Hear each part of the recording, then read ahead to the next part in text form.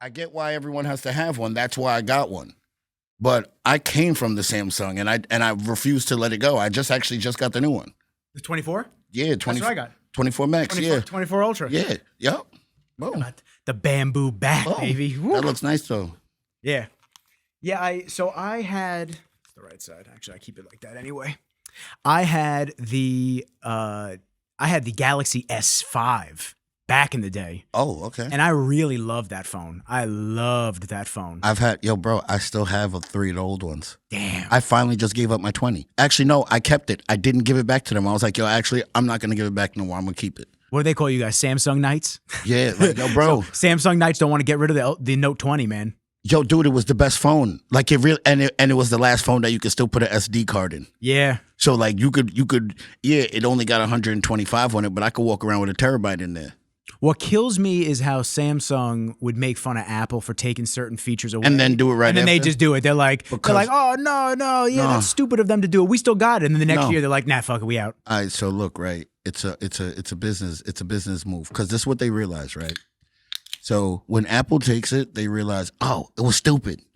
But then when they start looking at the logic behind it, they realize there's more money for them to make in taking it. Yeah, all the accessories and all the extra business. No, because now you have to buy the other phone.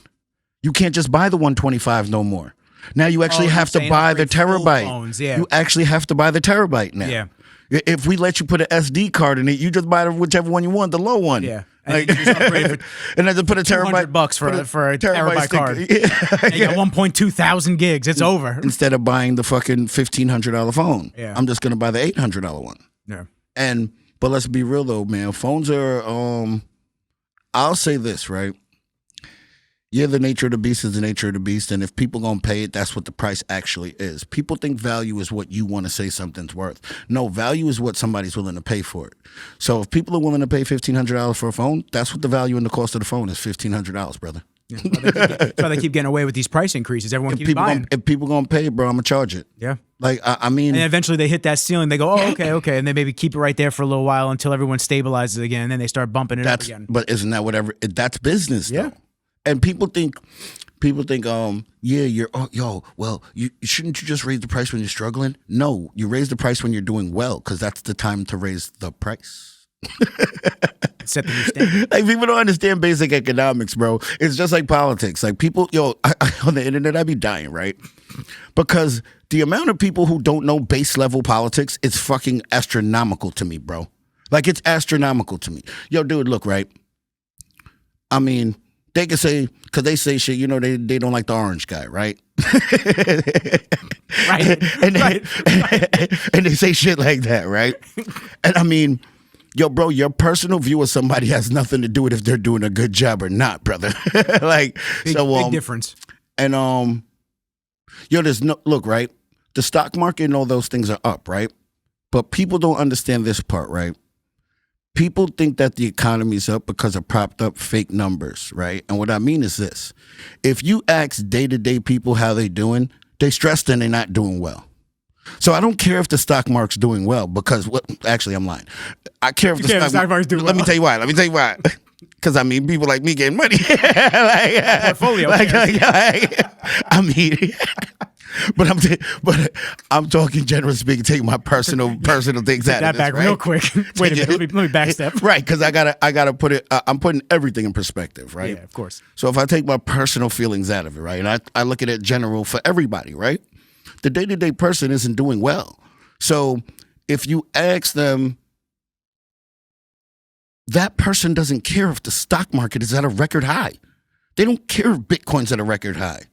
They trying to find out how to pay the mortgage next keep month. Paying that fucking $300 grocery bill every week. Thank you. It's crazy, man. So I talk with my friends, and listen, I'm very fortunate to be able to do well for my age group, especially. Yeah. And I talk to a bunch of not only my friends but even older people than me.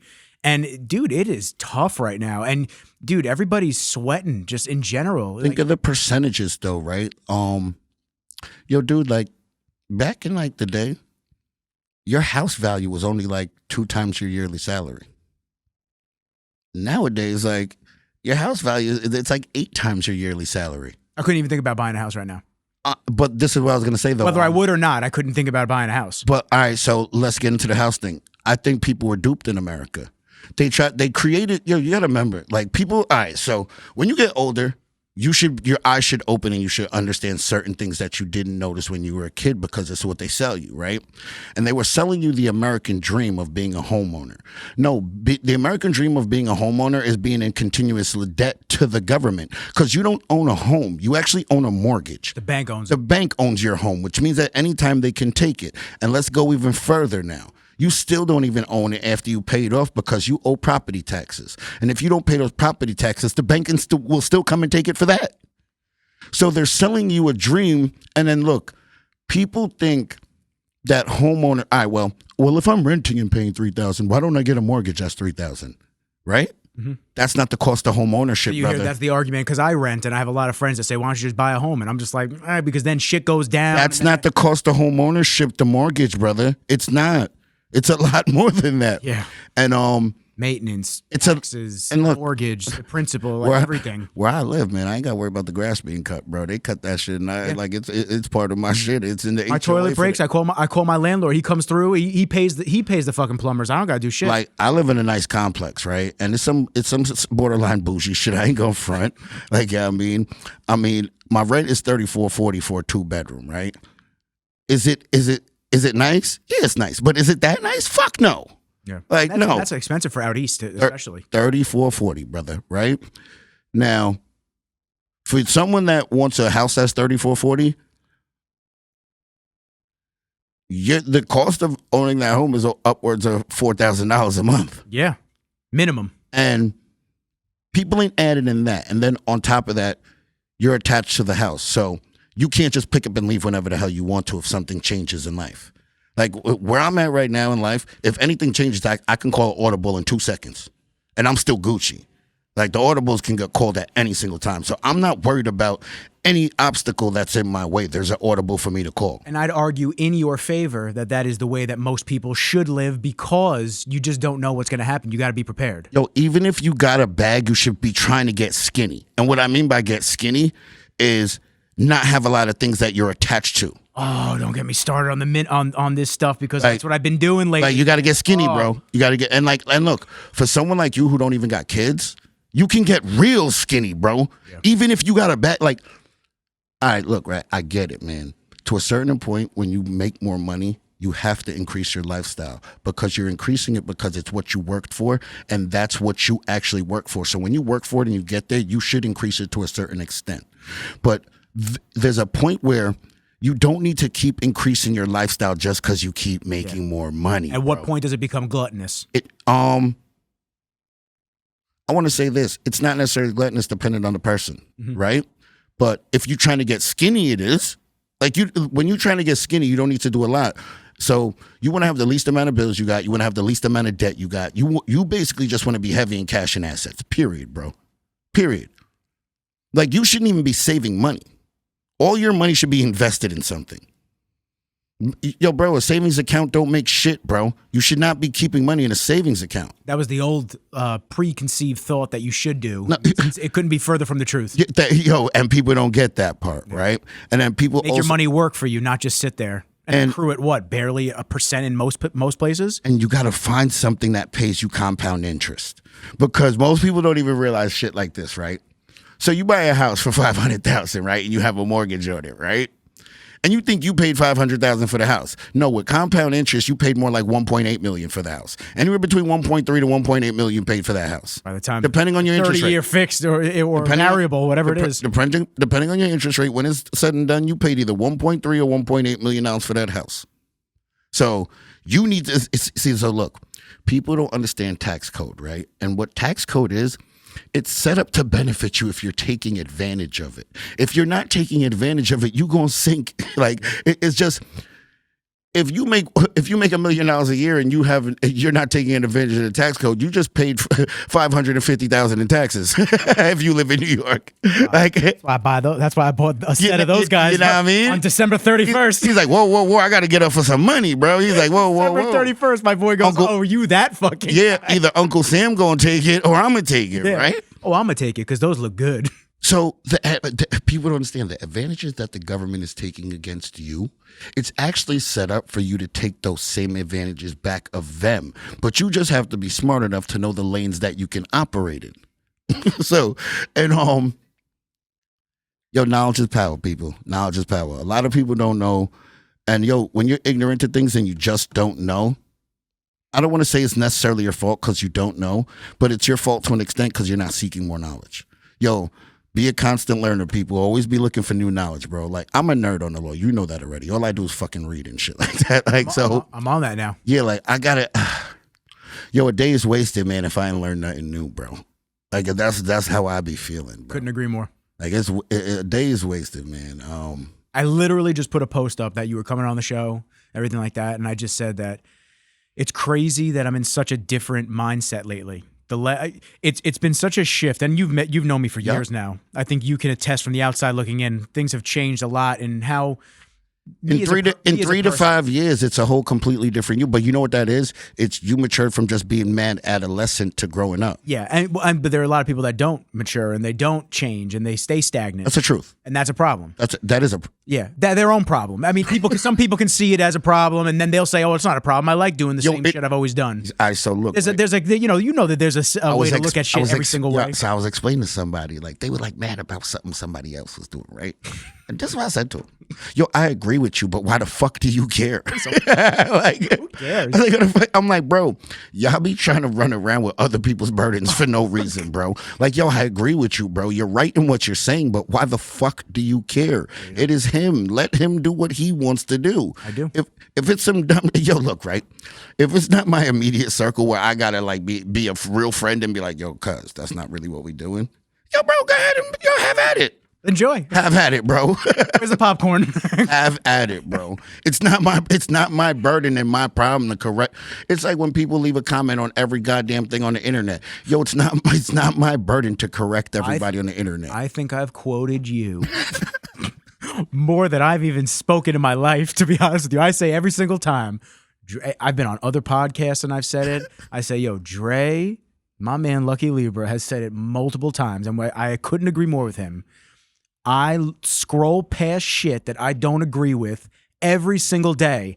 Fuck my 2 cents. It doesn't even matter. It's not even worth it to put it down. Boop, it's gone. My homegirl, her brother does this podcast, right?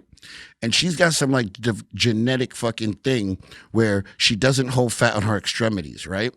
It's like a genetic disorder, but it's cool for bodybuilding though, right? So she doesn't hold fat on her extremities, right? And they try to tell her she's on gear, this, that, and the third, right? And I know the chick personally, and I'm like, this girl's not on gear. Like, and I didn't address nobody in the post. I just made a statement. And I said, just because somebody can achieve something you can't doesn't mean they're on something. And I said, I know people in the IFBB that are natty. I have 4 natty wins in the IFBB. I know plenty of people in the MPC right now that are natty. People think just because you're natty, you got to do natty competitions. No, you don't have to do natty competition just because you're natty. There's no competition over there. There's 5 people in the show and 10 people in the crowd. Like, there's a lot of people who want to do it to achieve something still. So even if you're natural, if you're that good, you can make it, bro. You can. So cool.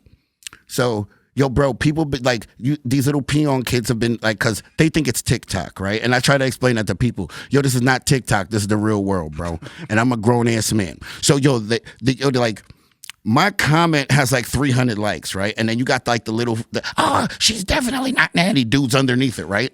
And like people trying to at me, the most unnatural guy saying it. And I'm, yo, bro. And like, they think I'm going to respond to them. Like they added me like I'm coming back to argue with you when you're 15. Like, bro, you're like 19 years old, bro. Like, you just started lifting last week. You weigh 140.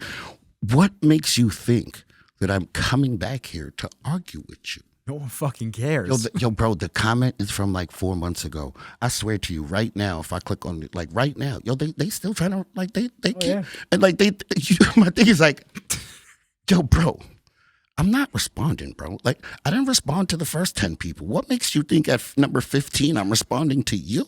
Your chances are just getting slimmer and slimmer, bro. But this is what I mean by like the internet. Like, why do you care? Like, I don't even care what these people are saying. Yeah. I don't. Yo, bro, listen. It's a weird place, man. No, because they think it's TikTok. Because look, yo, TikTok is literally the worst shit in the world. Yo, everybody just trolls people on TikTok. TikTok is not a real world. Like people just give the worst opinions about everything on TikTok that they do nowhere else. They would never say this to anybody in real life. They would never say it on YouTube. They would never say it on Instagram. They would never say it in a real public platform that they had to put their face on it standing there like in a debate. They would never do any of these things. But on TikTok, they're comfortable to do it. So I'm not on TikTok, bro. It's not my world. And look, here goes me. So my homegirl's telling me, oh, you should start posting like controversial shit on TikTok, right? She's like, I know you got mad funny shit, right? So here goes me. I go, I think I'm going to do it and just start posting it and not respond to nobody. Nobody. Just throw it up. Throw wild shit and just put it out. Boom. And just, yo. Where my phone is. The other phone's over there. No likes, no replies, no nothing. Just throw it up and let it simmer. Just let it cook, bro. Just let it cook. I really think that's what I'm about to start doing. Like a nice lobster boil, man. Just let that shit simmer. And just read the comments. Like, just trolling back. Not even, respond to nobody. Yeah. Not even my homies that are bigging me up about it, neither respond to nobody. That's the new thing. It's called invisible trolling. Yo, bro, what? Because look, I mean, look, right? I know how to get the people going if I want to do that. If that's what I set out to do, bro, I can get the people going every goddamn day. Dude, one of the first clips I put up on my TikTok went crazy with you. And look, right? It went crazy. And look, I'll tell you what, man. When I was cutting that shit, I went, this is either gonna go really great or really poor. But fuck it, we're going anyway. Jump on. Yo, I'm dead. I gotta get it now. And look, right?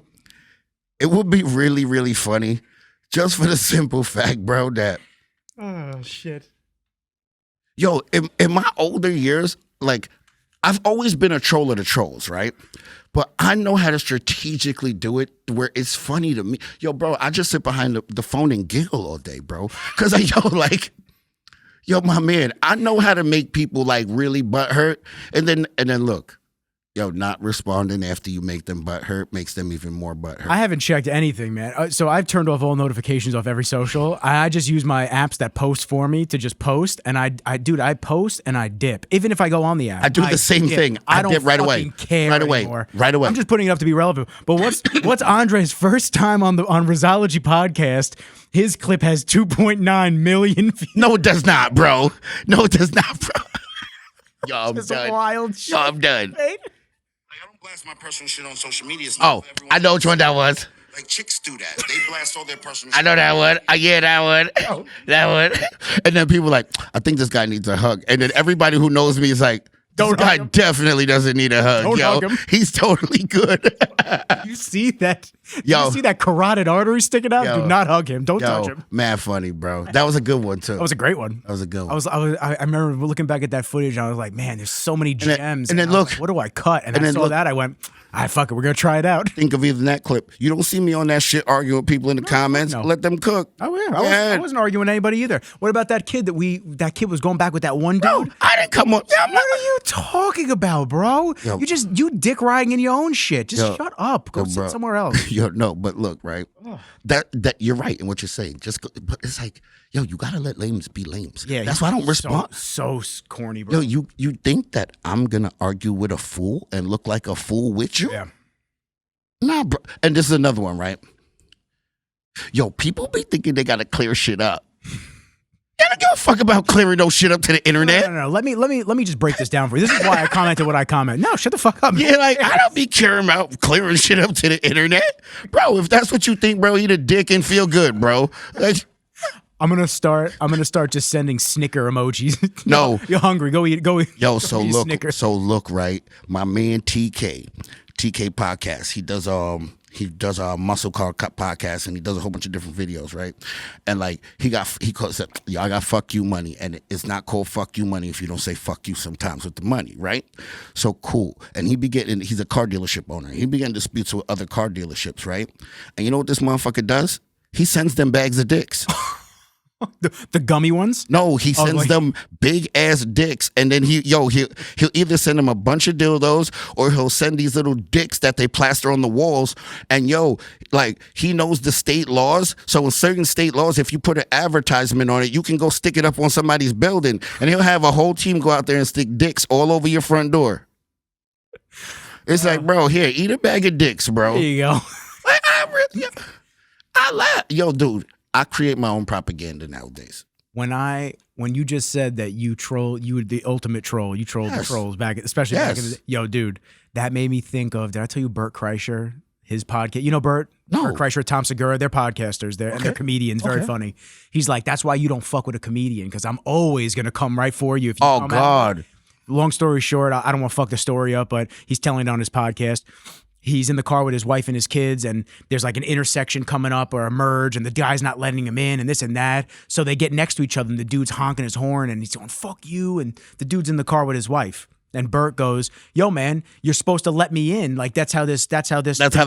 And the guy was like, no, you're not. No, you're not. He's like, obviously, you don't know how the law and the rules work on the road, blah, blah, blah. And then the guy's arguing back and forth. And he goes, why don't you go ask your fat mom? That's the dude's wife sitting next to him. Yeah, you can't fuck with it. Yo, but look. He goes, yo, I ruined their whole evening. This is me, though.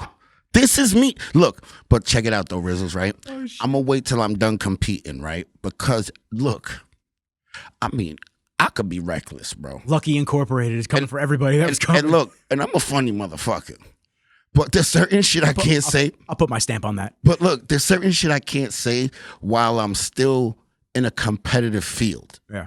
Once I'm no longer in the it's like Joe Rogan, right? There's shit he couldn't say why he was fighting people. But now he don't fight people. It's like, bro, I say whatever the fuck I want to say. What are you going to do? Yeah. And then this is the best, right? I'm not a politician. You can't cancel me. Like, say whatever the fuck I want to. You can't cancel me. Because somebody else isn't dictating my money. You got to remember now, if a corporate company's dictating your money, bro, you can get canceled, bro. Yeah. A corporate company doesn't dictate my money, bro. So that being said, you really can't cancel me. But now look, that's why I have to wait till I'm done competing. Because you can cancel me in the competition world. Because like, yeah, the bosses are my friends. They are. But there's certain things they'd be like, yo, Dre, man, yo, we're just going to put you on timeout for a little bit. Like, yo, you'll just fall back for a second and you come right back around the corner, but you just got to fall back real quick. Like, I'll sign up for that show. But like, I'm not trying to fall back real quick when I'm at the end. Like, I'm getting ready to say goodbye. You want to get this was fine, last one in. Yeah, like, bro, I've spazzed out before in the league before and on the low, like, yeah, yo, Trey. All right, my bad, yo. Like, yo, like, I fucked up. Like, yo. But look, they're really my friends, though, the bosses. That's the thing. They're really my friends. So, like, I don't get in the same trouble other people would get in. And nor do I get blacklisted. Like, I fuck with these people. Like, these people will fuck with me. So, if I do some crazy shit, it's just going to be a conversation like Dre. Oh, man. Dre's curtain call is going to be crazy. Yo, the curtain call going to be fun. I'm going to have fun with it. But, like, yo, a couple years ago, I was contemplating this being my last year. Like 2 years ago when I was on my 8th Olympia, I was contemplating my 10th one being my last year, right? Yo, dude, I still feel good. This ain't my last year, bro. I'm going to just play it by year. If I feel good, like it's like, is this year my last year? Nah, I feel good. So when it comes to next year, ask me the question again. Like, I can't tell you next year is going to be my last year or not. Yeah, no crystal ball right now. No. Take it day by day. Bro, I feel good right now. I look good still. Bro, we out there. And look, I'm not trying to be Mr. Olympia. I've come to peace with that in 2019 when I should have had two. Like, 2019, I should have won again. That would have been 2. After that, I'm like, bro, look, I might never be Mr. Olympia, but look, I could get a lot out of this still. Yeah. And I'm still really, really good. So cool. A lot of people feel they have to be Mr. Olympia or this ain't working for them. Or they talking shit or they bitter because they not the man. I am the man even though I ain't got the trophy. Which is the coolest shit to say. Out of all the people they're gonna mention who's the greatest, they're gonna mention me. I'm the only person who can get in the conversation who doesn't have an Olympia title. That says a lot. That means I did a whole lot. To be able to be in the convo without an Olympia title, I did a whole lot. And you know what? I'm cool with that, bro. Cool with that. I mean, everyone can't, like, it's like, everyone doesn't get to win the big one. Only one person can go home with the trophy, bro. We don't all get to share it and sing kumbaya. Every year. That's what I mean. One person every year. I know, yeah, that's what I'm saying. So- I'm just so- reiterating. Every year, there's one person. So it's like, But I'll tell you what, mopping up all those other shows and Arnold's, and you fucking kill it, dude. but look, I have the total resume to be considered one of the greatest ever. That's the only reason why, because I did I have everything besides that. And I have multiples of everything else. Oh, speaking of multiples of everything else, yo, I'm about 10 weeks out from the New York pub, bro. Uh-oh. Like, Oh, so I was going to ask you, because I've been so detached from the body. stumbled into it by accident. Okay, so I've been so, let me just say this. So I've been so detached from the bodybuilding world and the fitness world, just because my life has taken some very interesting shifts in very positive ways. Very positive. Very interesting, too. Very interesting, positive ways of just a lot of self-reflection, self-development, and then obviously changing up my scenery. It's the first time in over 11 years I haven't had a Bev's membership. It's weird. Oh, shit. Yeah, it's weird. Wait, hold on. And it's nothing against Steve or anything. Even though you don't go there, you don't still have the membership? I don't have the membership, man, Why don't you have the membership? because I wasn't going there. I wasn't even shooting there. So what? I wasn't shooting there, and I wasn't going there. Bro, I got memberships at gyms I don't be in. I got LA Fitness and Planet Fitness. I can't tell you the last time I've been to either one of them. We got to motherfuckers. cancel those. I can't tell you the last time I've been to either one. But look, Subscriptions you got to cut. But look, all right, so LA Fitness, yes, right? But yo, now that you say it, I'm gonna stop there on my way home too. But they think they slick LA Fitness because you can't cancel their shit over the internet gotta or write a over fucking letter. over the phone. You have to go there to do it. And you know when you trying to cancel it, when you're sitting at the house, you either just trying to do it through the app real quick, online real quick, or call somebody real Get quick. it done with. And then when you realize you have to go there, it slips your mind and it's something you don't remember. And then now you're over here. Now it's 4 months later. And now that 30 hits you 9 times. You're like, oh shit. So yes, I do need to go cancel that because I am trying to get skinnier. But right, Planet Fitness we keep. Because look, Try to get. let me tell you why we keep in Planet Fitness. We keep in Planet Fitness because damn near almost anywhere you go, there is a Planet Fitness in the area. That's true. And I travel a lot, and you know I do this for a living. So that membership rate, whatever it is, that's good for every Planet Fitness across the country. I have the Black Card membership. It's like $20 a month. $20 a month. That's nothing. Know what I mean? Yeah. The other membership's only $10. So if you just want to go to one club by your crib, $10. No excuse. Everyone's got to get to the gym. Y'all got to get there. And look, I mean, Planet Fitness ain't Bev's. Do they have 200-pound dumbbells? No, but you can still get your shit done. Thank you, brother. Not every workout has to be hammering. Thank you, self, man. brother. Yeah, man. Do they have 200-pound dumbbells? No, but can you get your shit done? Yes. Yeah, you get your shit. You get your shit done in a hotel gym. Thank you. Go work up a sweat. Thank you. I'll tell you what, man. That has been a very big shift in my mindset. COVID, learning how to train in my garage, learning with limited equipment, going into. I always thought you needed that stacked out gym, and it's not true, man. You don't. Intensity, yo, honestly, intensity and effort. Yo, I can make a 10-pound weight feel like a 50-pound weight with intensity. Yeah. Yeah. I don't lift nearly as heavy as I used to, and I get probably a better workout now, truthfully. And it's not to say that, you know, other people say, oh, well, I only get, okay, well, everyone's different. That's a fact. I used to lift crazy heavy. I did. I lift crazy heavy for me and my frame. Facts. I would fucking push some crazy Facts. weight, and I felt good doing it. And now, not so much. I think it has to do with aging. I think it also has to do with me just being more on a I'm gonna say this. functional fitness type of a movement now. I'm gonna say this. You know what? I got the umbrella for you right now that all of those things fall under. Hit it. Desire. Yeah. You don't desire to lift heavy weights no more. I'm not trying to be a Fuck bodybuilder that. anymore either. Yeah, what the fuck am I lifting all of that for? I don't need to lift. What you saying to yourself is, bro, I don't need to lift all of that to get a workout in, bro. And that's not my goal no more. So my desire is not to lift 200-pound dumbbells. No, I'm good. I'm gonna lift these 60s and I'm gonna be cool. I'm a sick workout. I'm gonna do my thing. It's crazy, man. I switched up to do the HIIT classes in the morning, and I do jujitsu at night. Yo, believe it or not, bro, I'm a bodybuilder and I don't push the numbers no more. If I do rack pulls, I only go to 405. Can I go over 405? Fuck yes, I can go over 405. But I've trained my body to be able to get the work that I need to get off of 405. So I'm going to continue only going to 405. Am I trying to grow? Not no bigger than I already am. So it's not like I'm trying to put on another 20 pounds of muscle where I have to keep increasing the numbers. This is men's physique. I'm at the weight cap. I am what I am. All I need to do is be in shape and peel down to my socks. And I do great. That's it. So Learn your body. am I really trying to like lift the gym anymore? No.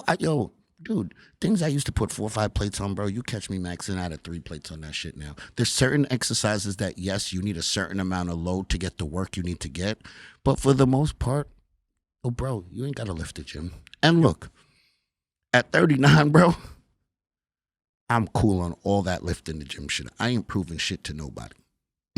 Yeah, I used to feel like I needed, not that I needed to prove something to everybody else. I needed to prove it to myself. If I didn't lift heavy, if I didn't hammer the fucking muscle, this is my younger years. I mean, I used to believe that I needed to just, every single time I hit chest, we got to hit those 120s on incline every single time. And it's like, you look back on it when you learn some more shit and it's like, okay, maybe it did you good in certain workouts, but you could have had some deloads in there. You could have done a little bit lighter weight, more reps. You could have switched things up. It didn't have to be a hammer fest every time. No, I'm going to say this. For that season of your life, it did need to be a hammer fest.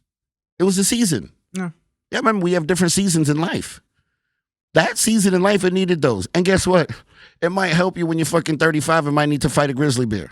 Yo. Trey, I ain't fighting no. Paul and I had that fucking debate one time. I got to show you that after we done that. I don't know if you ever saw that clip.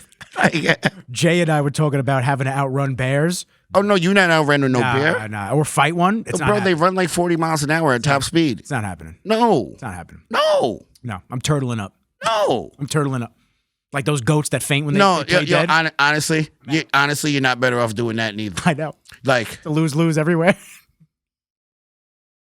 All right, so look, I seen a polar bear running at a dude before, and it was him and a whole group of people, and the polar bear straight up, it didn't even come within, I'll say it was about 10 yards away from him, right? Like, I want to say it started at 50, started coming closer, like curiously, right? And then once it got about 10, 15 yards away, him and the people, he lifted all the shit up he had and made himself look bigger. Yeah. The bear didn't even continue. It was a polar bear too. Remember, these are the biggest bears out of all of them. Scariest. They're the most violent ones too. And they have the, no. Yeah. Yes. No, black bear. I think they said black bear or brown bear. Oh, polar bear? Polar bear, I think. All right, cool. We're going to hit the bear step. But, I'm curious now. You said he tried to make himself look bigger. About 10, 12 yards away. The bear automatically just turned and went about his business. Didn't even look back at them. He's like, all right. Imagine he was just like, damn, why y'all why y'all flexing so much? Yeah, why y'all flexing? You had a Coke. Or is it Pepsi? No, it's Coke. What's if you had a Coke? I'm out. Oh, shit. I'm out. If you had a Coke. Grizzly and polar bears are the most dangerous. Yeah, I was saying grizzly. But Eurasian brown bears and American black bears have also been known to attack humans. Those are the ones that attack people. Some species depredate livestock on occasion, and some bears, such as Asiatic and American black bears, may destroy fruit or other crops. Fuck a fruit. I don't care about fruit. Take it. Don't kill me. You know why polar bears don't kill people? Because they know people where polar bears are. There's people where brown bears and black bears are. Yeah. That's why you run in one of them shits and they'll fuck you up. You're like, oh shit, another one. Bro, and I saw one a week ago. And not only are their paws the size of a baseball mitt, they have claws on them joints. And fangs. And crazy strength. Yeah, ridiculous. But you know what's cool? When you watch people like Khabib wrestling the bears out in Russia. like your dad taught you how to wrestle wrestling bears. You seem like at 5'6" wrestling bears. And the bears are mad clever at wrestling. Like, they're really, really clever. Like, they know how to catch you with back sweeps. They know how to catch you. They can the butterfly hooks in. Oh, that's crazy. They know how to catch you with those ankle sweeps, like with your hand, like whoop, pull your ankle out and you on the back. Like, bears are really clever with wrestling. Basically just grapplers. Yeah, that's what brown bears do. I remember seeing two grizzlies fighting, and it did look like two bears doing jujitsu. Yeah, collar ties on each other. Yeah, sizing each other up. Like, what the fuck? Oh my god! Sure, those not people in bear costumes. And they're clever, like the way they wrestle. They have clever maneuvers. It's literally like grappling with somebody. You're like, wait, how does a bear know that? It's like, nah, they're real clever with the wrestling. Yeah. Oh my god, he's in rubber guard right now. Why is he so sticky? But we're New York Pro. Yeah. So I was asking because I've been so far removed. Yep. And I wanted to ask you, first and foremost, how's life, Dre? Life is really fucking good, bro. I love that. I've been on the road. I've been everywhere, man. I go to the UK tomorrow. Beautiful. And that's for the Arnold? UK Arnold. We going for 5 days, dark sport. I mean, it's going to be a dope little trip. Beautiful. And they keep you busy, obviously, all around the world. Ooh, yo, bro, this is the world tour this year. Oh, they're coming to New York in June. Oh, are they really? Yeah, we got to pop up. Oh, dope. We got to pop up in New York. I got to come show love. I'll let you know when the date is. I'll let everybody know when the date is. But yeah, we got to pop up coming to New York. That's awesome. It's going to be dope. That's awesome. And so now you're going over there. And what's your favorite part about the UK? I haven't been to the UK before. Ooh, all right. So, right, I never been to the UK, right? So that's really? Cool. No, yeah. That's the shit. cool part, right? But like I tell people, like I know my people in London, right? They tell you, yo, London is New York City with different accents and it's a little bit dirtier. Ain't nothing to see, brother. Yeah. You live there. What do you want to go? Like, you're gonna do a little sightseeing. You'll see something. No. Is there anything specifically you want to see? No. You just want to go do your thing? I'm just, yeah, man. Go do your thing. I just want to be outside for a little bit. Like, we outside with it. Like you know we outside with it, right? But it's like, I mean, is there anything particular? No. Like, yo, I even heard like Paris is a shithole. I'm not gonna say that it isn't, but I am gonna say I loved Paris. I heard behind besides a couple of block radiuses where the Eiffel Tower is, like, and a couple of shops and shit. I heard, yo, you go 4 blocks down, you in a shithole, bro. Well, what city would that not be? Thank you. So look, bro, it's New York with a different accent. The fuck I gotta go there for? And look, I don't know, different food. And yo, I heard the food is actually shitty in Paris too. Who told you that? Map, they said, yo. Shout them out right now on the camera. Who told you that? I watch a lot of travel blogs, right? And this is what they said. They said, Paris is, if you notice, Paris has all American food there. They have all the fast food chains right there on all the main streets. And they said, it's because people don't like their food enough. If people actually like, let me give you an example, right? You not eating KFC in Greece. You not eating KFC on the Amalfi Coast, bro. You not. No. Like, until they open one there. Like, you not being like, oh, let me get some fucking Starbucks in Jamaica. You're not, bro. Yeah, we're getting the fresh coffee. Like you're not. Like, you understand what I'm saying? Like, these places that actually have good food, you're not going to. I'm not going. But I would argue that the ingredients are fresher. When I was in Paris, it is more Americanized food in a lot of spots. But 100%. You get the escargot, you get like a couple of the regular dishes. Listen, you won on that. No. You won that. Yeah, I mean, dude, the escargot is actually really good. And then I wound up getting it in Hawaii too. It was fucking delicious. Super good. They do it a nice butter sauce on it. It's really good. But that I mean, butter sauce goes a long way on that. Butter sauce tastes good on everything. It goes a long way on everything. You can put that on Kenji's food. I gobble that shit up. You got a nice butter sauce? Oh, shit. Straight up. I heard my fucking toes pop when it's... I heard a toe crack. Yo, dead. Shit. Fucking dead. Dead. Yeah, man. Yo, toes only crack for really, really good things. We're not going to describe the other ones, but toes only crack for really good things. Use your imagination, people. Do with the information you will. But use your imagination on your damn self. Don't envision us.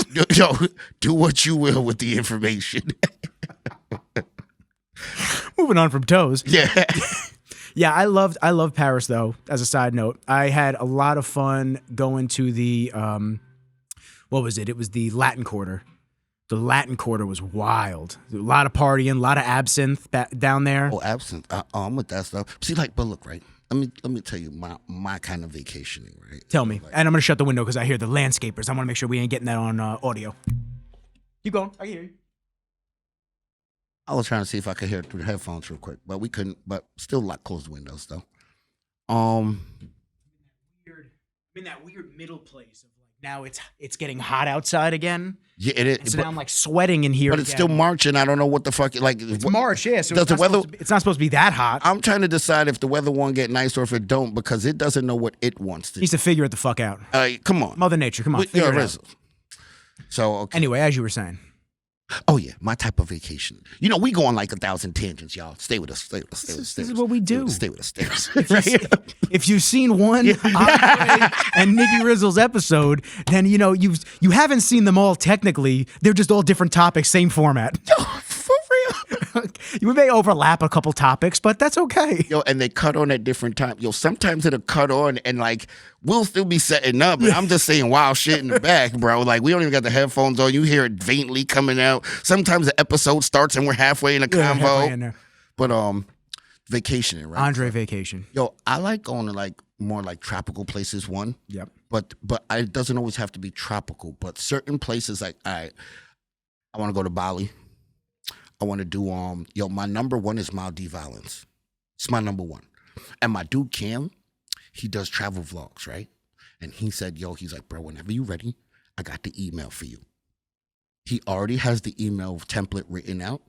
And he's like, yo, bro, send this to the hotel. He's like, you'll get the whole trip for free. He's like, you'll get your whole stay for free. That's what I got to start doing with my camera, man. I got to start using this shit to just get free trips. He's like, you got a following, you got a whole platform set up. And he's like, it's not just bodybuilding you do other shit that looks cool too. So he's like, this is right up your alley. And he's like, all you're going to have to do is highlight the hotel, highlight the trip. And he's like, tag them a fucking couple of times, make them a couple of videos, put it on the page. And he's like, whole stay going to be free. I said, oh, word? He's like, bro, he does this all day, right? So cool. But Maldives Islands is my number one. Oh, we go to Japan with Dark Sport too. Oh, dude, That's one of my tops. That I am so jealous. Yo, my homegirl just came back, right? Check out what she did. This is the fucking coolest shit. I don't know about y'all, but I be with cool nerd shit, right? Cause anyway, let's get into it. So, she got to drive go-karts on the street in Japan in Mario Kart fucking costumes. That's sick. She was Pikachu. That's sick. I need it. I don't want it. I need it.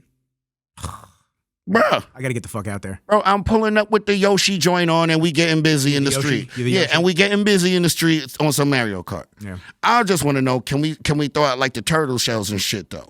And the banana peels. Are we gonna get that part of the Mario Kart? I need the full experience. But Japan's gonna be a dope trip out there. But the Dark Sport World Tour is gonna be dope as hell. Like we going to some dope spot. That's amazing.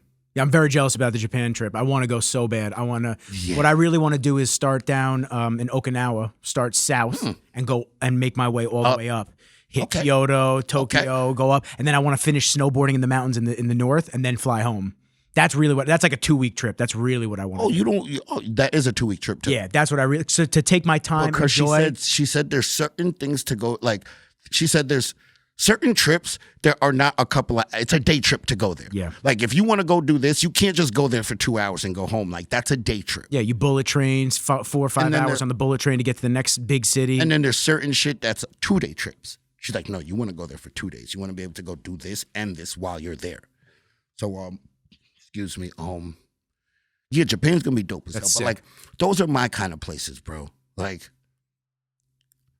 Amalfi Coast, Greece, like Santorini. That's my kind of shit, bro. Santorini in the summer, bro. That's my kind of shit, bro.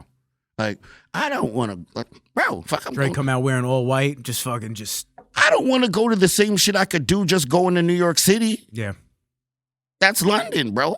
Plus I gotta worry about getting knifed down. But look, you know what's wild? Those UK rappers will come at you hard, man. You gotta watch them. Look, you know what's wild? Pigeons are crazy too. Yo, remember we've talked about it. I am a Second Amendment advocate, right? Facts. I am, because that's where we live, right? But do you understand that you go around the world, most places don't have guns. Cops don't even have guns. Yeah. And got clubs. But look, right? I think we would have less crime if nobody had guns.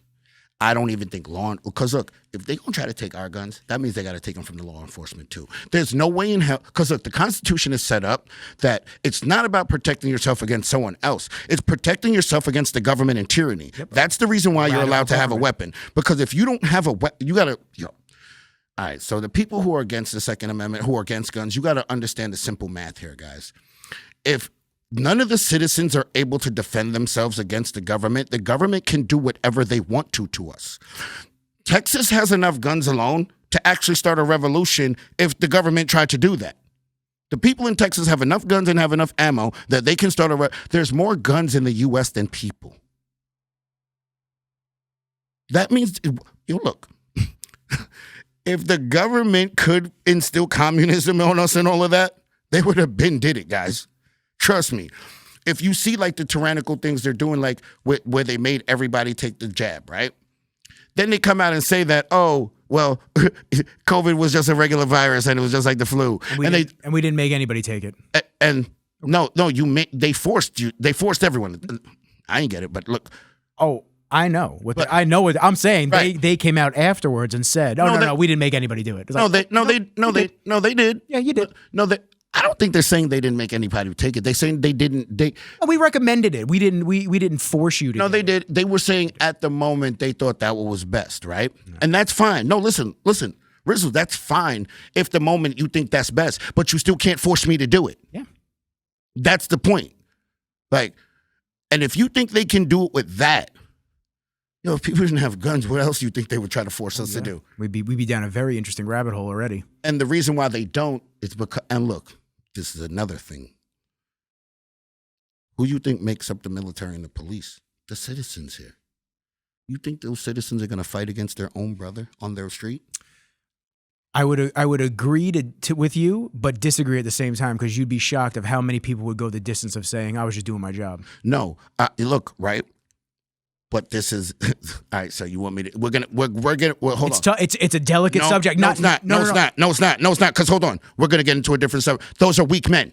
I'm not. Hold on. No. Hold on. I'm not saying it's a delicate subject because of the intricacy. I'm saying it's a delicate subject because it could go either way. No, hold on. I got this. That's what happens when society creates weak men. They stand for nothing. Yes. Those people would be the people who don't stand for nothing when you say you're just doing your job. So you're ready to kill your brother in the street over doing your job? That is a weak man. Yep. I agree. That is a weak man.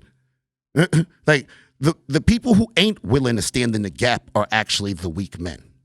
Like the weak men who are people who shoot people for nothing. Weak men are the people who shoot up schools. Weak men are the people that are killing each other in the street for goddamn nothing. Those are weak men. They're weak men because they have no control. That's what society's breeding. Weak men. And honestly, they want weak men.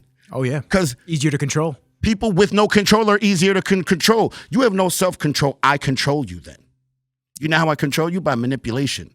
The music you listen to, the shit you see on TV, the shit you see in social media. You know why? Because none of your thoughts are your own thoughts. You just follow what you see. It's the easiest people to control. Which is another reason why I've broken away from the quote unquote societal norms. I'm done with the social game. I don't watch TV no more. I don't want any of that bullshit. I want to be able to read, learn, do my thing, and focus and develop myself. But look though. But Rizzle, no, you're not breaking away from the societal norms because those are the societal norms, your things you're doing. You're breaking away from this new shit they're trying to teach you that is normal. That's what I'm saying. They're considering that normal. What we believe and we know is actually normal, like actually working on yourself. They don't believe that is. But yo, bro, people get caught up in listening to the loud minority, bro. It's not normal. It's not. More people think like us than don't. It's not normal. What you're calling is normal is the real, is the real normal. I hope you know I'm not particularly calling it normal. I'm just saying what you hear out loud. So then don't come here and try to say it's normal then, brother. You ain't talking to one of them. You understand what I'm saying? When you repeat that shit, that's what makes it normal. Stop repeating it like it is normal. It's not. It's a fucking clown world. That's not normal, this new shit. It's not. Put a stamp on it. It's not.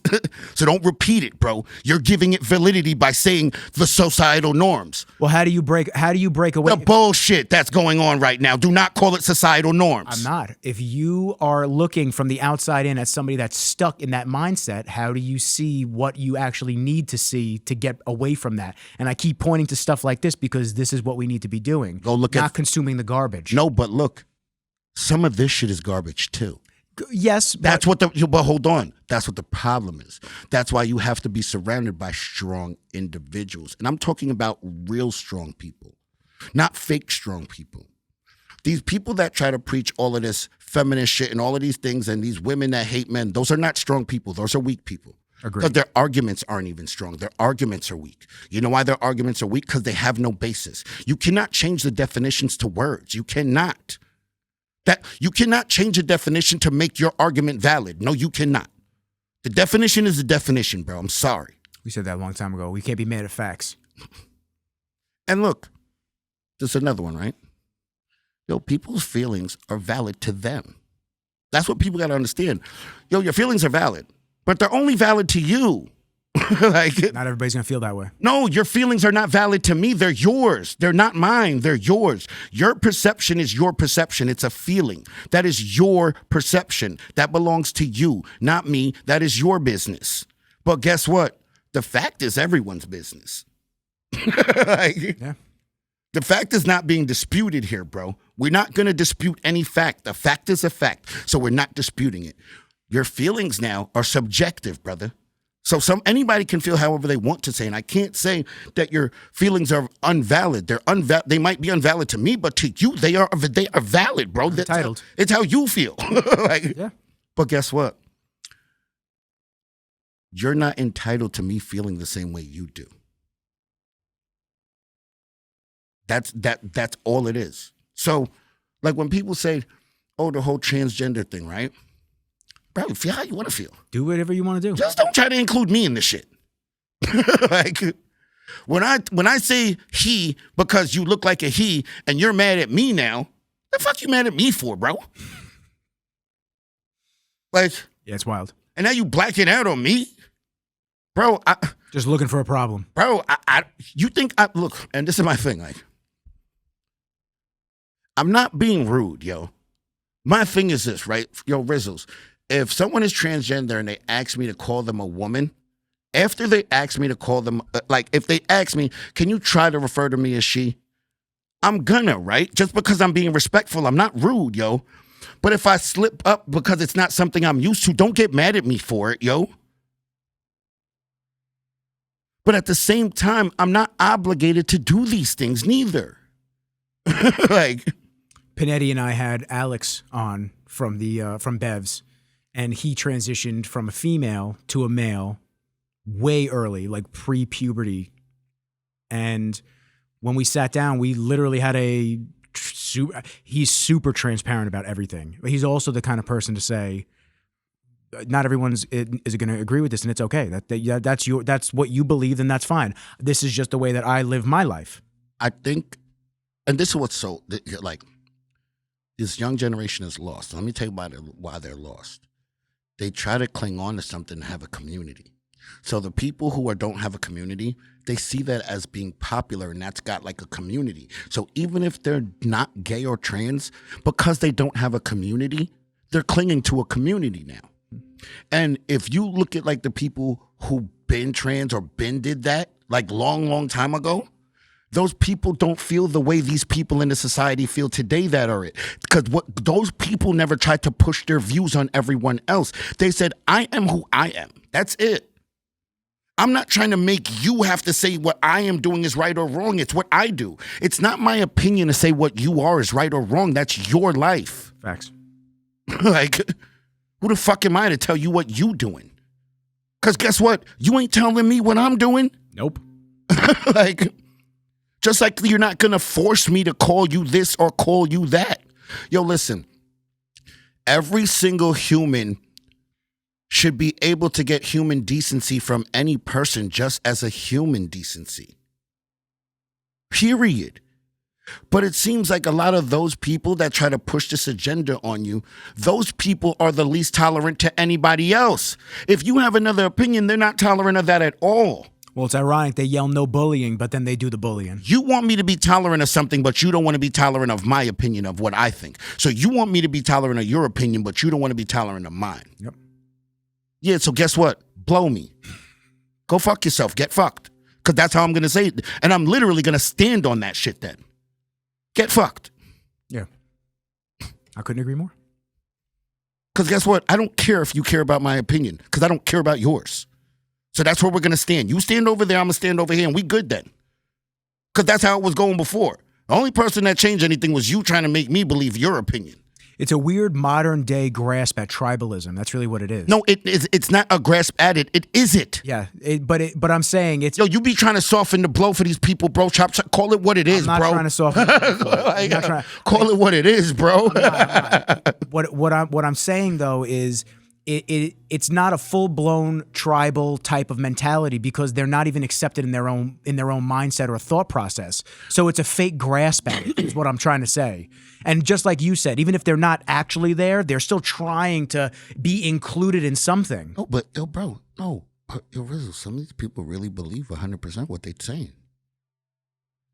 Actually, no, they don't, because it's like like it's like this, right? You don't believe what you're doing because why is women liberation every single time you're protesting, y'all all get naked?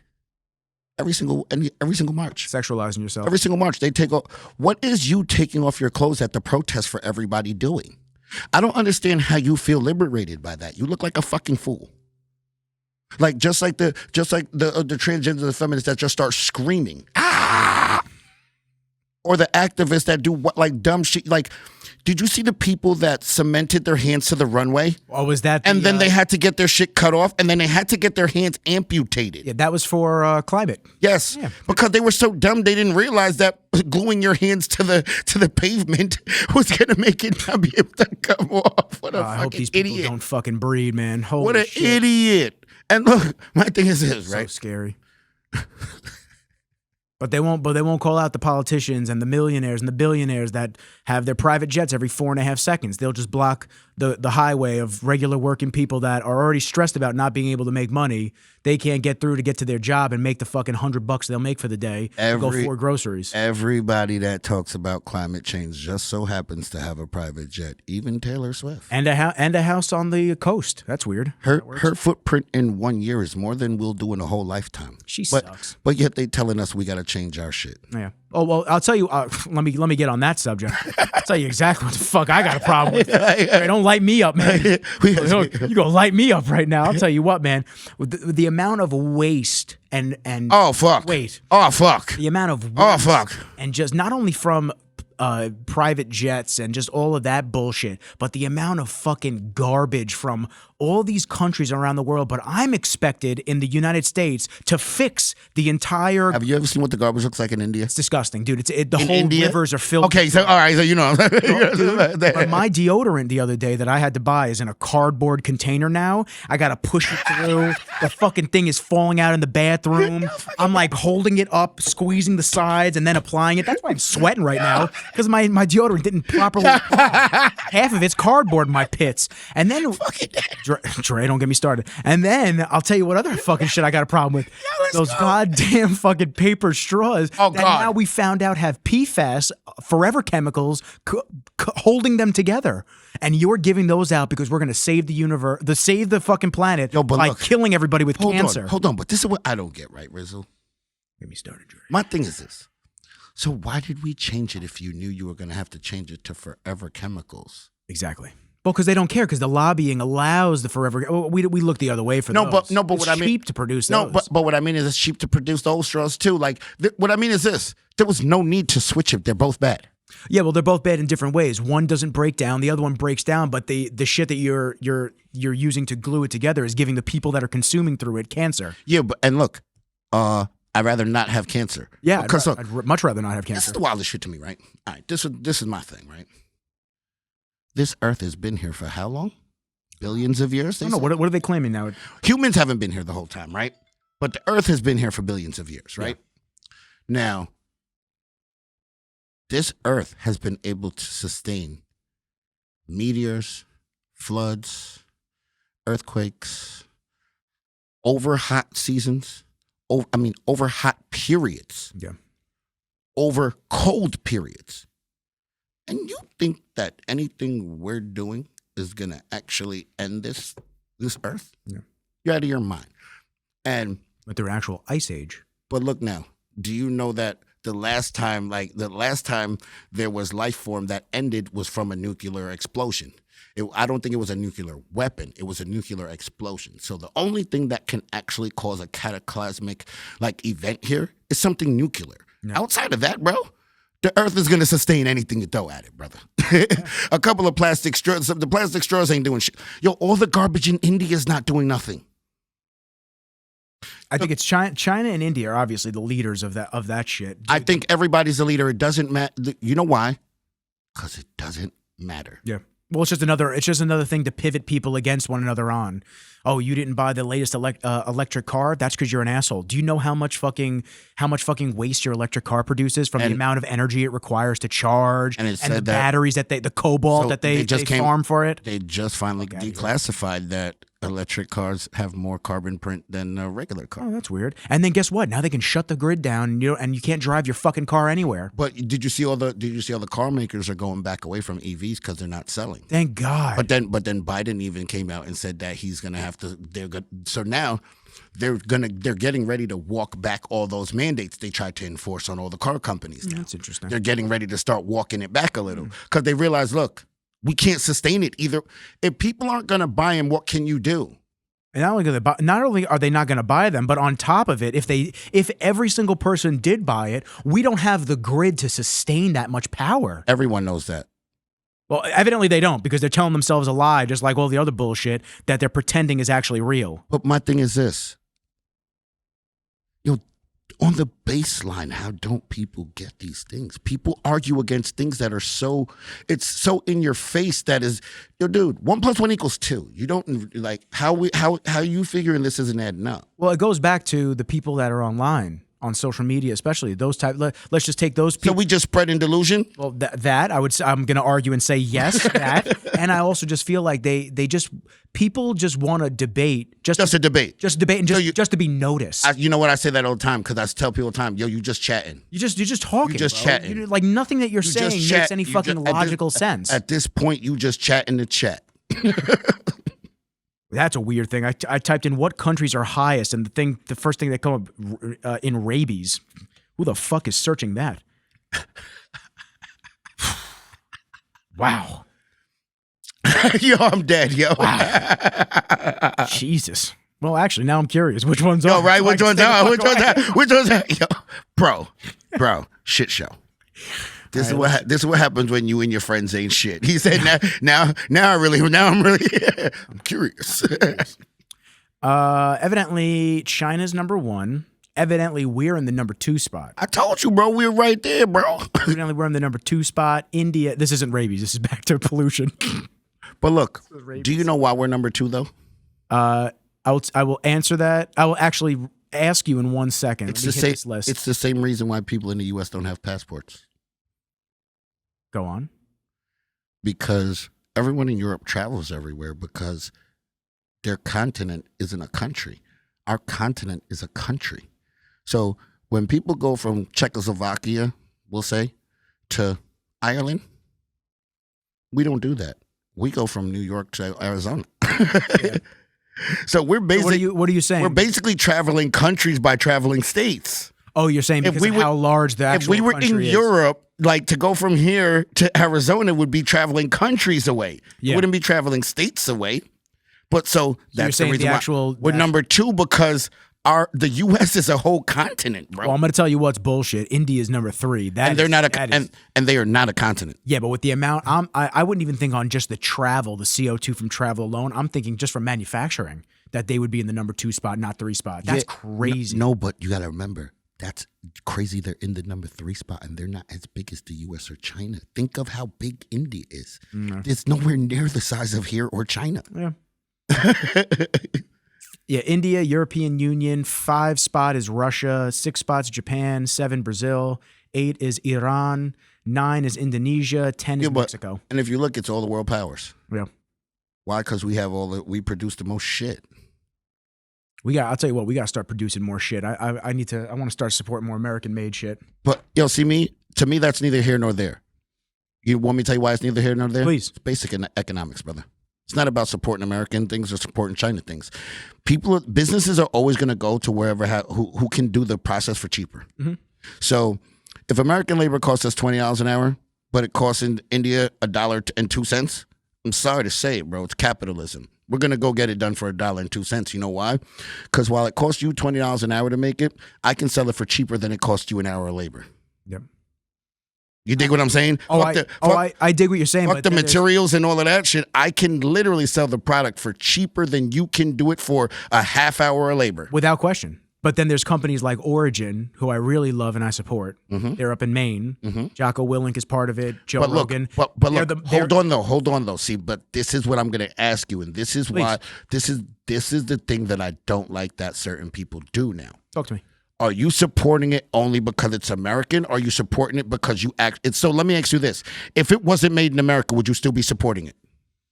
So that no, you have to think, which means you don't really support Well, it. I'm thinking about the You're pro- only supporting it because it's in the America. products that I've purchased Okay. from them. Okay. I really do love the quality of the jeans, Quality of anything made in America is actually really good. but I really love the quality of the jeans. The gis that they produce, the Brazilian Jiu-Jitsu gis are really nice. I haven't bought a pair of their boots yet. The boots are supposed to be very nice, all really high quality leather, everything like that. I'm not going to say that just because a company uses American made, I'm just going to support it out the gate. Because I'm going to give you the flip side. Because I've supported plenty of companies that obviously don't make in America, and I love the quality of it, and I continue to do it. Because I'm going to give you the flip side of it, right? That's like me only supporting things that are black owned. And I tell people all the time, fuck your black owned product. You know why? Because guess what? I'm not going to support you only because you're black. Because what? So even if you have shit quality, shit customer service, shit everything, I'm supposed to still support it just because it's black owned? Because the stamp is on it. No, I'm not. Yeah.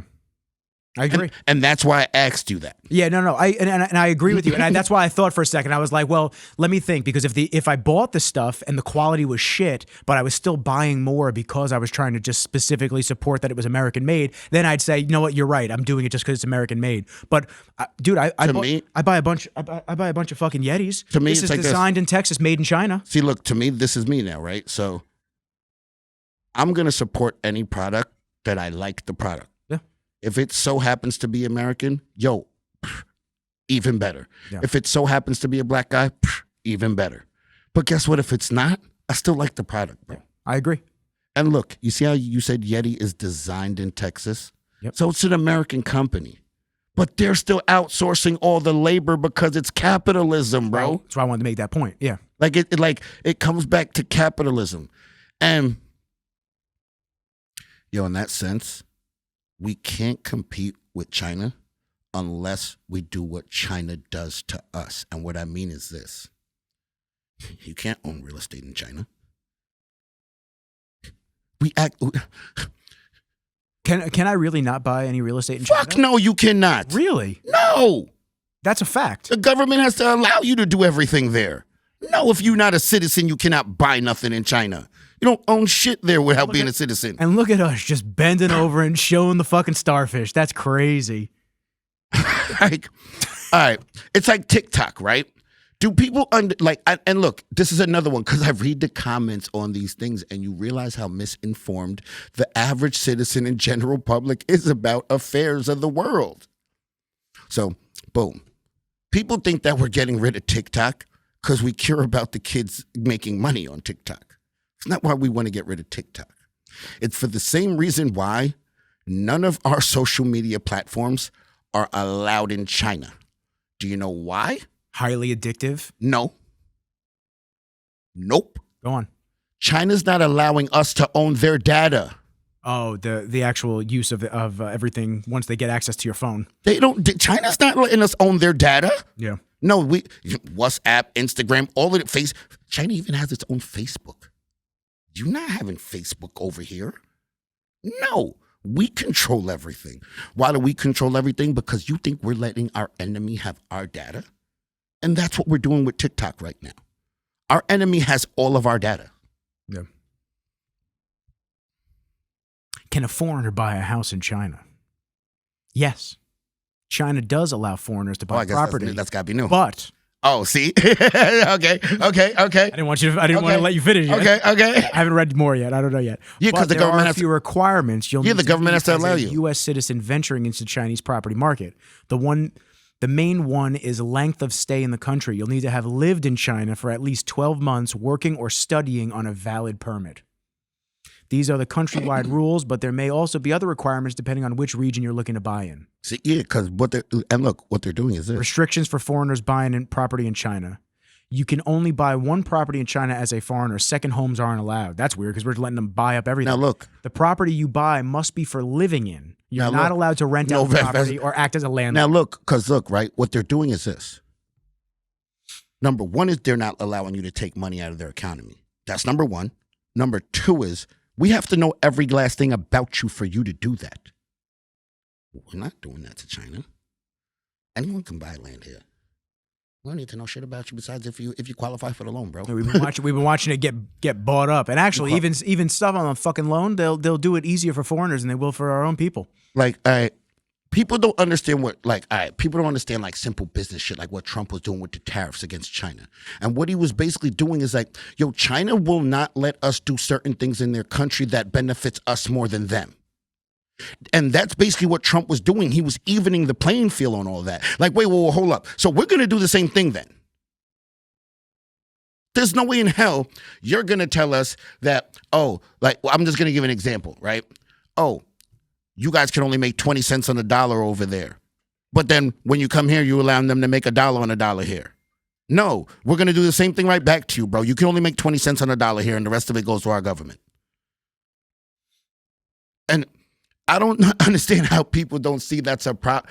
Well, it goes back to the same thing. They almost believe their own shit that they're fucking just constantly pushing out, and they cry xenophobia. Is that the term that they use? No, but look, right? I'm against the Zionists. That Zionist shit is bullshit, bro. And the people that think that's not happening, they're out of their mind. They own everything. You don't think that's a problem? I didn't say that. No, I'm saying in general. Like, I don't understand how people they own you don't see that they're manipulating everything? And I'm not talking about Jewish people. I'm talking about Zionism. And what's weird, what's like really weird to me is how Jewish people allow themselves to be grouped together. Oh, you're anti-Semitic if you say something about Zionism. No, you should be standing separate from that. Oh no, we not with them over there, bro. We over here. No, we're our own people. It's like an Amish community. It's just sticking. We're not them. Like, we're not them. No. Like, just because they're Jewish doesn't mean that they're like, yeah, they're Jewish and we respect them as being Jewish, but that Zionism shit, we not with that. Like, I don't know how people don't see that. Isn't that the term that's called? Yes. I just want to make sure I'm using the right term. Oh yes. When they said, oh, you're just being against specifically them. It's like, no, it's not. Yo, bro. How should you not be against any manipulation? Yo, listen, killing innocent people on either side is wrong, bro. I don't care what side you're on. Don't care what side you're on, bro. And if you're going to tell me that one side is wrong for doing what they do, and how's the other side not wrong for doing what they doing too? Let's be real here, bro. Let's call a spade a spade. Stop trying, like, everybody wants to dance around this shit like only one side can be wrong. Like, nah, bro. And you gotta go back. Like, people forget what happened to cause certain things. It's like this. Every action has a reaction, right? And there's causation to everything. And the causation is what happened in the beginning. That's what's happening now. Like, that's what you got to realize. Yeah, when you see things at a tail end, it's what's already occurred. It's like in the NBA or football. Like, it's like in football, right? When the defensive lineman might hit you with an elbow, and then the offensive lineman does a retaliation, and then you get the penalty. Yeah. You got the penalty because we saw you. We know he started it, but we didn't see him, bro. So you got caught. So you poke him right in the eye. Yeah, you got caught. The foul's going on you, bro. Yeah. And now in the NBA, they so petty they rewind the tape now. In NFL, they still ain't rewinding the tape. In the NBA, they can rewind the tape to call a foul on you now. Oh, so say they caught you right slapping me, and you got the technical, and they about to eject you from the game. They rewind in the tape, and they seen that I kicked you in the balls first. Pause. That shit for every fucking pause. Well, you said kicking, not grabbing. Yo, he gotta go. You gotta go too. We see in the NFL, they not rolling the tape back. It's such fucking stupid shit. If I slap you and they eject you from the game, if I kicked you in the balls and none of them refs seen it, bro, I'm still in the game, cuz. Yeah. Peace. And look, I mean, is it wrong either way? They got 1 billion cameras on the field. They refuse to just watch any of them. It's insane. Because there's money. It's basically like what's going. Look, so Rizzle is funny because it's the same thing about what we're talking about with the whole Zionism shit. The reason why certain people look the other way with certain things because they benefit from it. There's money involved. Yeah, they benefit from it. There's money. What? You think we ain't giving money to Ukraine for a reason? Because, bro, there's money involved. It's coming back to other people's pockets. No. Yo, so look, right? We give the money over there. They not using it. Zelensky and his people got Bentleys and bigger mansions now. Cool. And then they funnel the money back to some of the politicians over here. And now they got some bread. No, And Dre, they're really using it for that, especially because Hawaii, you know, But look, we couldn't afford to help Hawaii out during their natural disaster. But look, though, right? Like, listen, you see how I don't be mad about it? I'm not mad about it. Because I see what's going. Like, look, yo, you could be aware of things and be like, I see what's going on, guys. Yeah. Like, guys, I see what's going on. Fully aware of what you're doing. Like, and look, it's okay. Just don't act like we don't know what's going on. Like, you know what I mean? Like, bro, we know why the money going over there. Would you think, or would you believe that the majority of the population knows that it's a corrupt bullshit scheme? How doesn't the majority of the country know that Ukraine is one of the most corrupt places in the world because they have a lot of resources and their government is trash? And we overthrew their government in 2014. They had a democratic government and we overthrew it and implanted our own people there. Who the fuck? Like, but look, right, Rizzles, here goes my thing. But I saw more Ukrainian flags than American flags in neighborhoods. But man. look, here goes my thing though, Rizzle, right? What I just said, most people don't know these things, right? It'll blow their minds. No, when they hear it for the first time. but this is my thing. Yo, it's fine that you don't know these things. Just don't comment like you do know what you're talking about. Then Just go do your research. no, but don't do you know you don't even got to do that. Just don't comment and speak like you know what you're talking about. Then Rizzles, things I don't know about, I don't comment on. I stay out of it. If you asking me, oh, well, I don't know if the Maybelline lipstick is better than the Gucci lipstick or the Louis Vuitton lipstick, and I'm gonna tell you, You're not up to date on the lipsticks? bro, I don't fucking know. Ask her. Like, I'm not just gonna be like, oh yeah, well this is this and this is that, and I'm pulling Ruby red is known to be more illustrious. How I got a whole opinion on something I don't know about, bro? Yo, listen, guys. Yo, You're speaking too much common sense and facts for people right now. I got a Please gem. stop. I got a gem for the people, right? I got a gem for the people. Oh, what's the timestamp so I know? I got a gem for the people. Yo, I'm dead, yo. I got a gem for the people, right, guys? Check this out. Gem for y'all.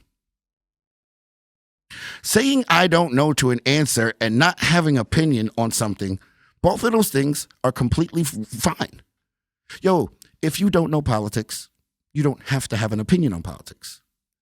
If you don't know which lip gloss is better, you don't need to give them an answer. You can clearly say, guys, I just don't know. Guys, I'm not well informed on that topic.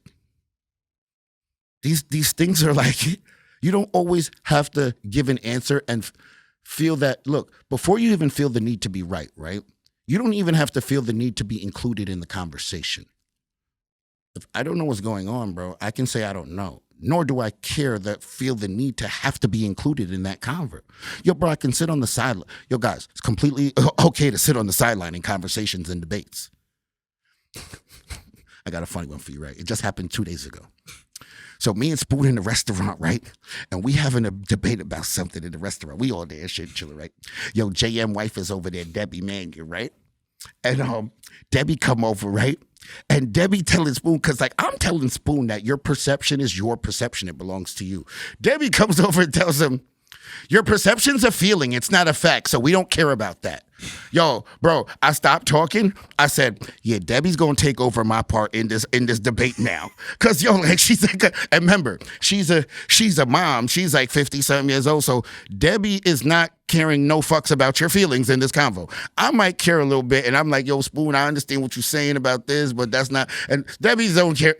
Yo, we don't care about your feelings. All of a sudden, Dre went, I know this is sad for two, but we need a third seat. So now look what I'm getting to. I said that to say this, because remember what I said, you don't have to have an opinion and you can sit out the convo? Yes. George is mad funny, yo. George is, yo, bro.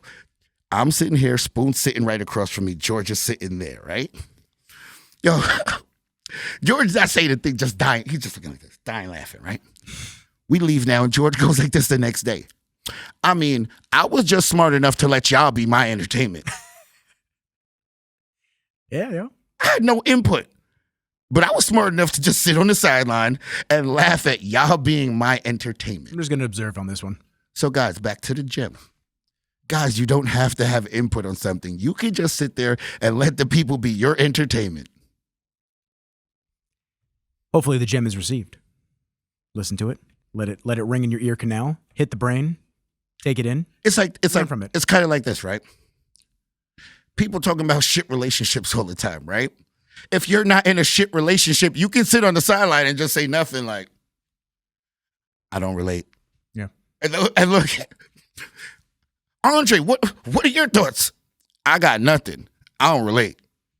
I plead the fifth. Wait, so you're not going to agree with him or her? Or him or him? Or her or her? I got nothing. I don't relate. Remember Chappelle? Remember the Chappelle skit when he was in court? Fifth. But look, it's not even the fifth. There's nothing. Oh, no, I'm just saying. That's what I do. I know. I don't know. No, but it's not even about pleading the fifth. There's nothing incriminating for me to say because I don't relate to y'all. I'm not in a shit relationship, so why should I be in a conversation about other people in shitty relationships? Bro, this is where I exit stage left.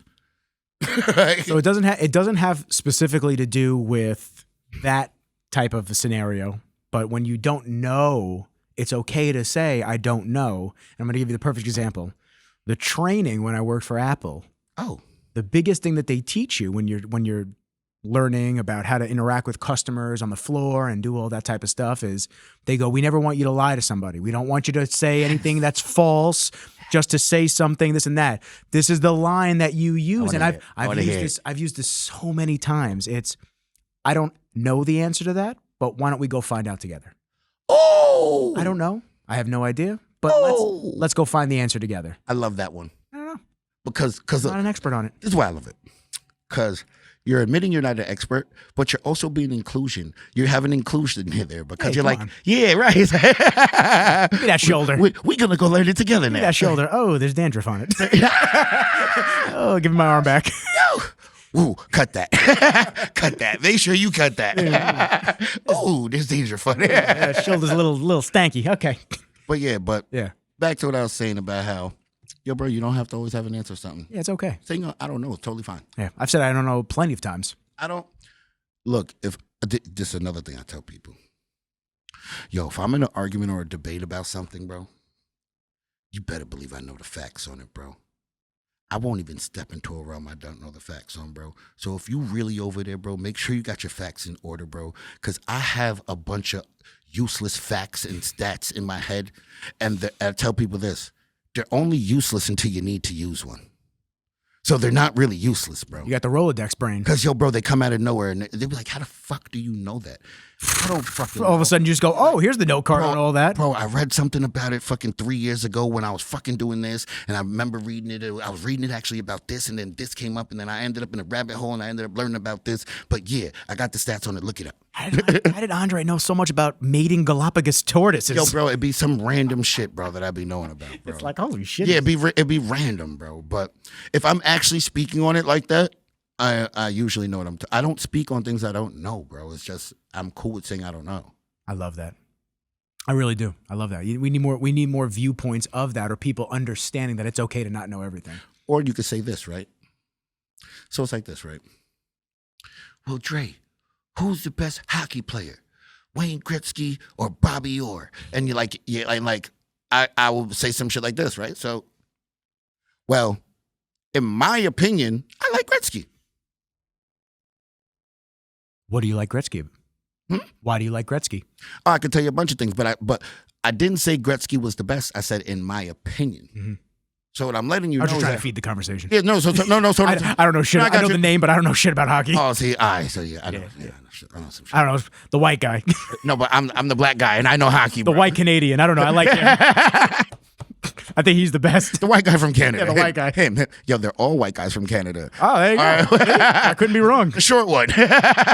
He's like, damn, did me like that. Huh? The short one. Crazy. The short one. All right, Gretzky going with Gretzky. I'm gonna pick Gretzky for you. But that's like I think people get this confused too. Your favorite is different than the best. Yo, Dre, who's your team? Yo, I'm rolling with the Knicks, but this last team will tell you they're going to win the championship, bro. They're not the best team. They're my team. So if you ask me who's your favorite player, bro, who your favorite player is different than who's the best. Like, you could say you like Smush Parker. He was like the 12th best fucking Laker on the team at the time.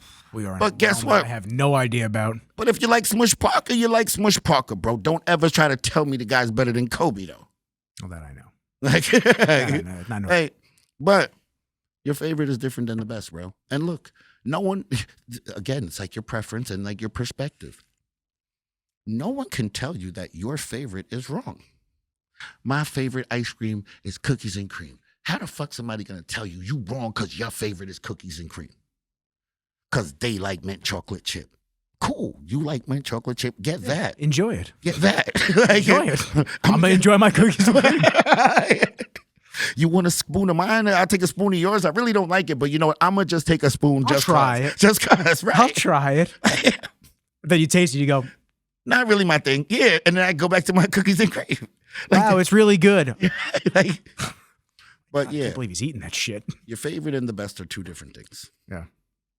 What you got there? Cause we just ripping off, bro. Just ripping. And, yo, we probably been ripped off. I don't even know how long this has been going so far. Almost an hour and a half. Shit. Dude, every time, man. Yeah, shit.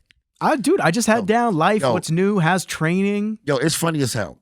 Cause the last two podcasts we did, yo, you was like, bro. I remember one of them. You was like, yo, Dre, we have to end because, bro, it wasn't that you wanted to end it. You was like, bro, we were in this convo, we can go for another 2 hours. Yeah. And if I don't say let's end it, we're gonna be here till it's dark. That's how it goes. We got to keep it, especially just for like you got to keep it at like the hour and a half, 2 hour, roughly around there, and then because then after that, people just start dropping off. And I don't expect people to listen to the entire fucking thing through one sitting. It's a podcast, man. You listen to a little bit of it, you go do life. You listen to a little bit here and there, you go do life again.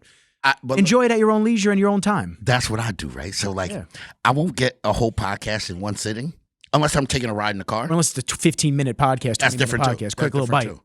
But I'll catch it in like acts. Like I mean, Act 1, Act 2, Act 3. Like boom. I even got a Bluetooth speaker in the shower. So I even listen to like if I'm chilling in the crib, like say I'm driving home from the gym, right?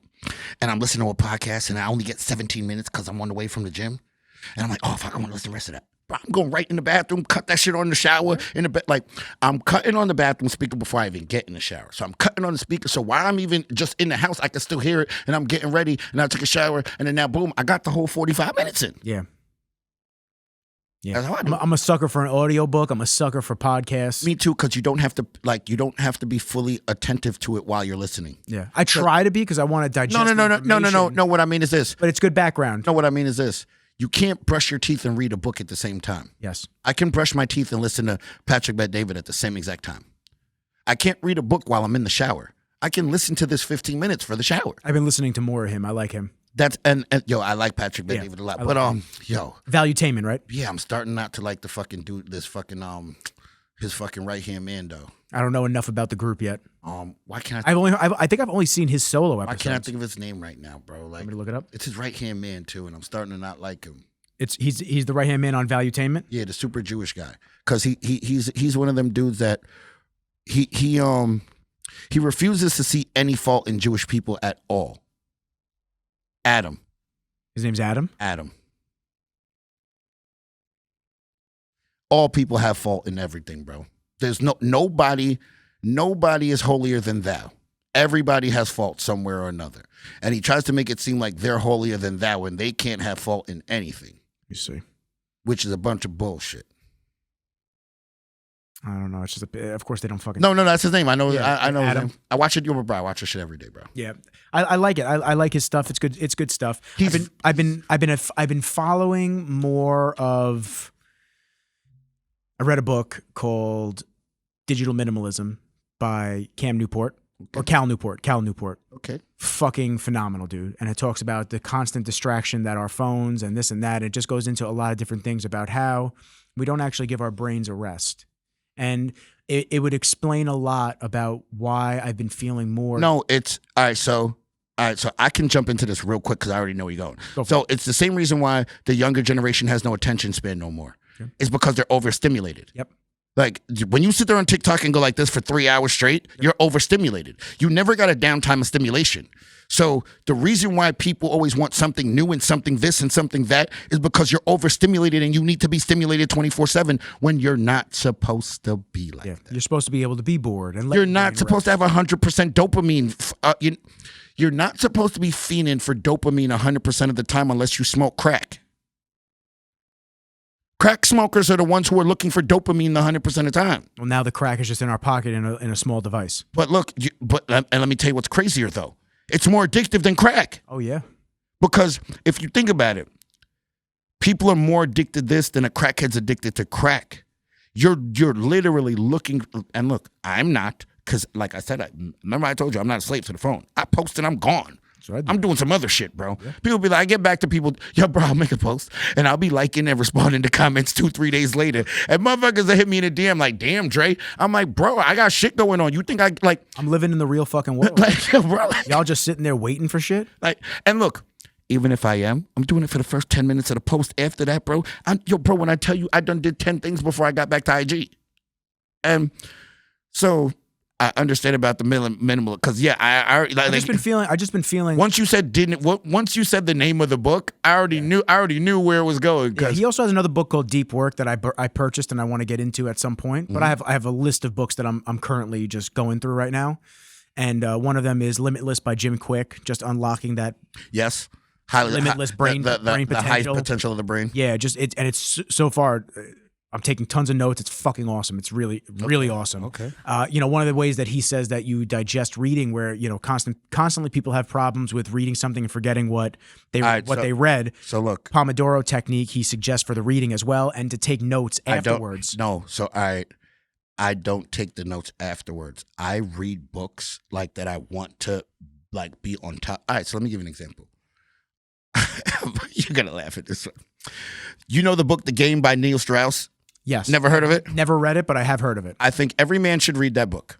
Every single last one of them. I read that book when I was in college, right? Now, I was already a savage, right? After I read that book, I turned into a whole next league of savage. Is that the book where they have pickup artists? Pickup artists. It's a pickup artist book. Oh, no. Neil Strauss is the best pickup artist that ever existed in the world. Write that down. You said The Game by Neil Strauss? Yes. It looks like a Bible, right? So, yo, bro. So when I read this book, I read it with a highlighter and a pen and a sticky notepad, right? Yo, bro, my whole entire book is highlighted, notes written all in the book. Sticky notepads on certain pages, right? Cool. Now, I let my man Frico borrow this book, right? Shout out to Frico. Yo, shout out to Frico. Shout out to Frico. I love Frico. We DM each other every now and then. I love Frico. Yo, I let Frico borrow this book. Yeah, I got to count back the years right now, right? Probably like 2009, 2010, I let him borrow this book. Yo, my man done let his cousin hold it, let his man hold it. Yo, even let his pops hold it. His pops. Yo, I asked him for it back, bro. It's just like, he had the book since like 2009, 2010, right? I asked him for the book back. I want to say maybe like 2020-ish, 2019, 2020-ish, right? Yo, Frico, can I get my book back, bro? Like, yeah, I mean, you know what this motherfucker said to me? What? Hell no. Oh, shit. I said, what do you mean? He said, nah, fam, you got the notes with the sticky pads and the highlighted pages. He said, I'll buy you a new one before I give you your shit back. He's like, no, your shit is set up perfect. The living Cliff Notes. Yo, bro, anybody who got a chance to read actually mine, everything you read stuck with you, because bro, anything like I was out in the field doing research and then going back to the book, cuz Dre just on a park bench, like, bro, what's Dre studying? Yo, bro, I was going out in the field doing research.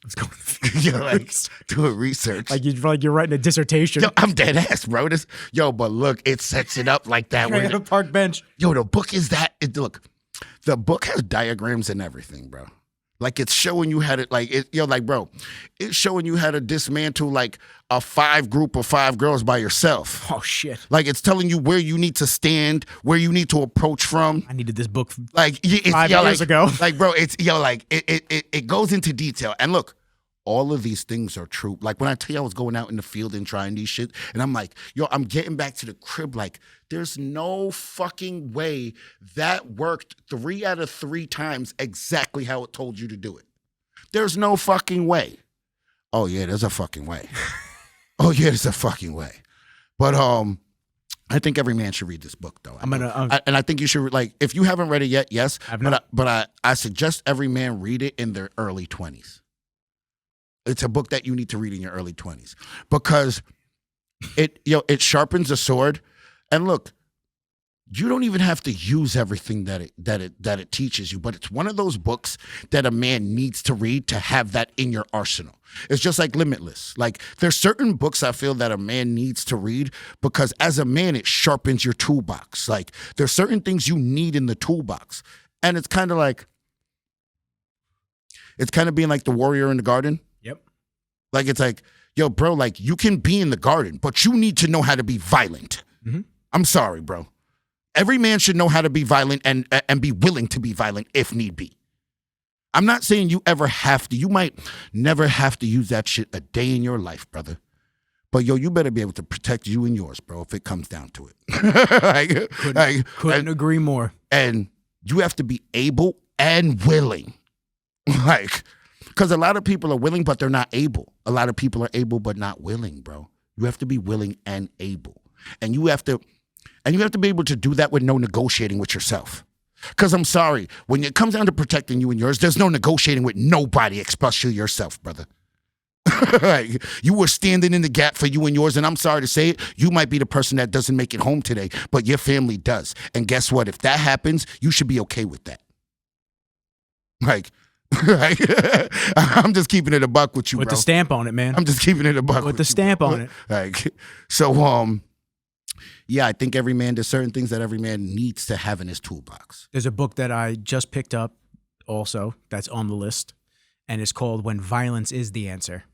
I say that all the time because, all right, so you can't be peaceful at all costs.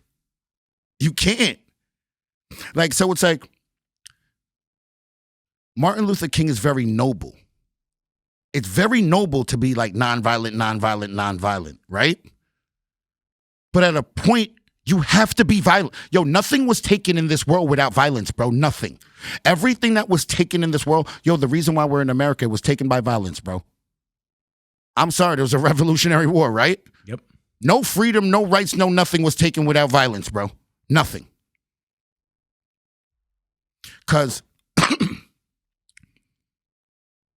no matter what in life, when shit hits the fan, everybody turns back to basic instincts. And basic instincts, if we took away all the materialistic shit, if there's going to be violence, bro, to get what you need. Yeah, you got to get that animal in you.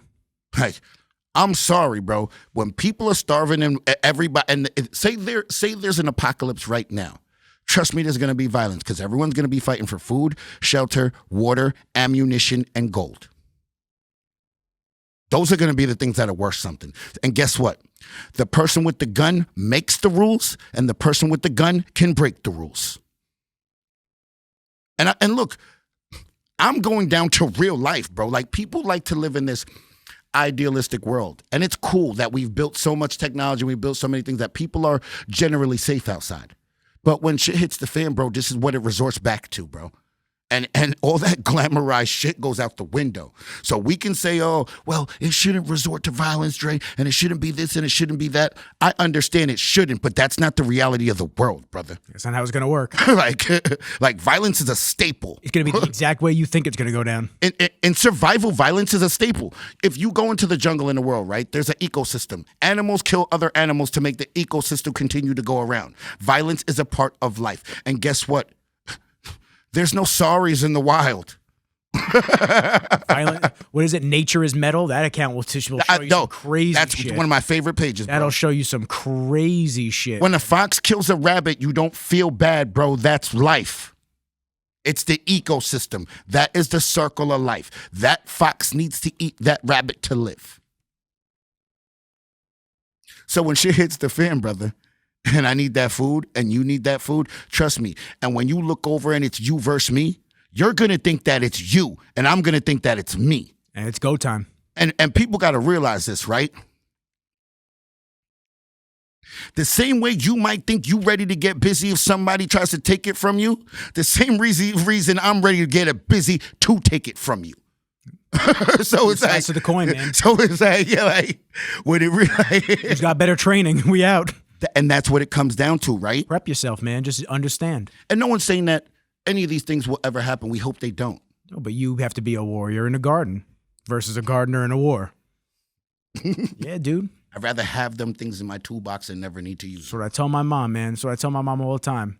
I'd rather have it on me and never need it than need it and not have it. No, because you know how the saying goes, you don't know you need it till you need it. Yeah, bro. And it happens quick. You and don't know you need it until you know you you need have it. that realization. You go, oh, wow, I didn't. Oh, it's not there over. today. It's over. And especially if you're a person that carries a concealed weapon every single day, that one day you don't have it, you still go to reach for it like if you did. Yep. Like, Just go up. That's my dick. Fuck. Sick.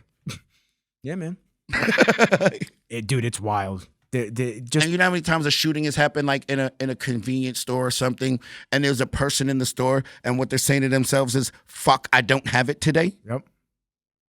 And I guarantee that person don't walk out the door with it again after that. Oh no! Every single time they got it on. I know too many people that have, especially friends down south, that have had An event happen. close encounters of something like bad happening, and they just said, "Oh, I don't need to bring it today," or "I'm just gonna leave it home." It's when am I ever gonna need it? And there was like not necessarily a shooting, but just An event. something An event. happened No, where, an event. God forbid they needed it. An event. Yeah. I call it an event because we don't.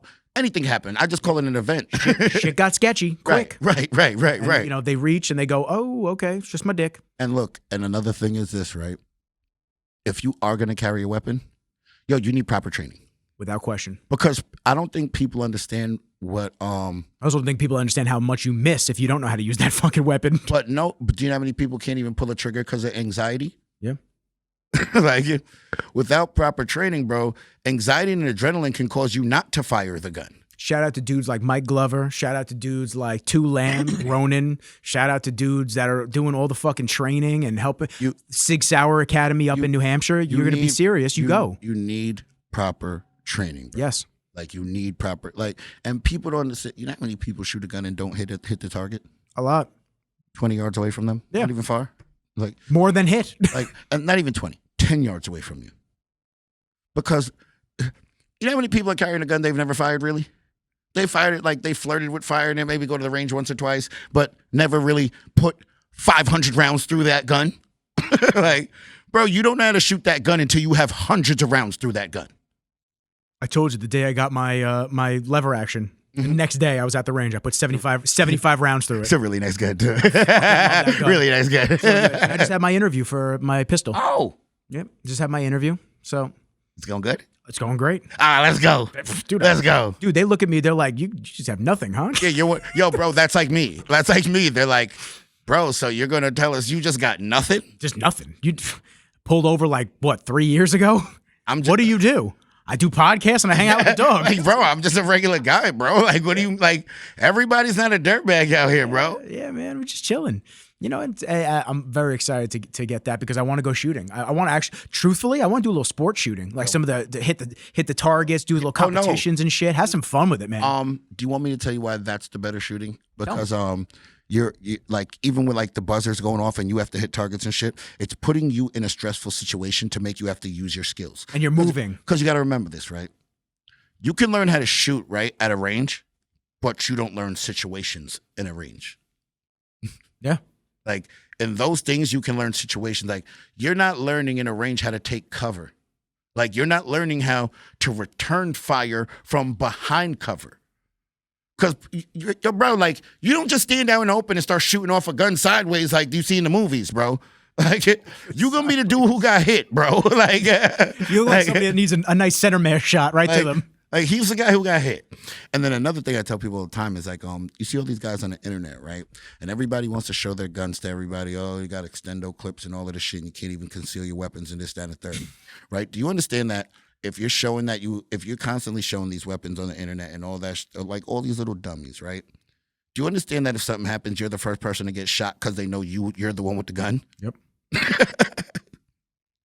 If somebody comes through that door, they're shooting you first. Yeah. There goes the motherfucker that's always flashing the gun on the internet. He probably got one right now. Shoot him first. No, it's called concealed carry for a reason. Yeah, hide that shit. Like, Train with it when you train. Hide it and keep it tucked, man. but I say train. You have to put a certain amount of rounds to a gun to learn how to shoot your gun. Dude, that dude Ronan Lam, the I think he's Vietnamese American. He's fucking gangster, dude. He's the one that they made a Call of Duty operator of. Oh, So he was in COD Warfare. Oh. Like he was in the Warfare game. They made a character out of him. Yes. He's gangster, dude. Yes. One of the things he does in his trainings is I think, and I could be wrong, is he'll actually have it where, your shooting hand is injured and you're on the ground now and you have to shoot non-dominant from the ground. I like that though. Yeah, dude. Putting you in crazy situations that you need. But this is a real life situation that can happen to you though. Yes. And this is why I tell people, like, everybody wants to shoot 40 cals and shit, right? Like, that's what they want to carry around. Go listen to real military people, bro. Go listen to real people who really do this.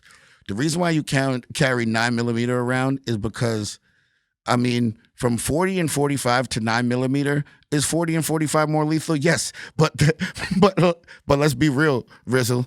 What is the difference in the level of lethalism?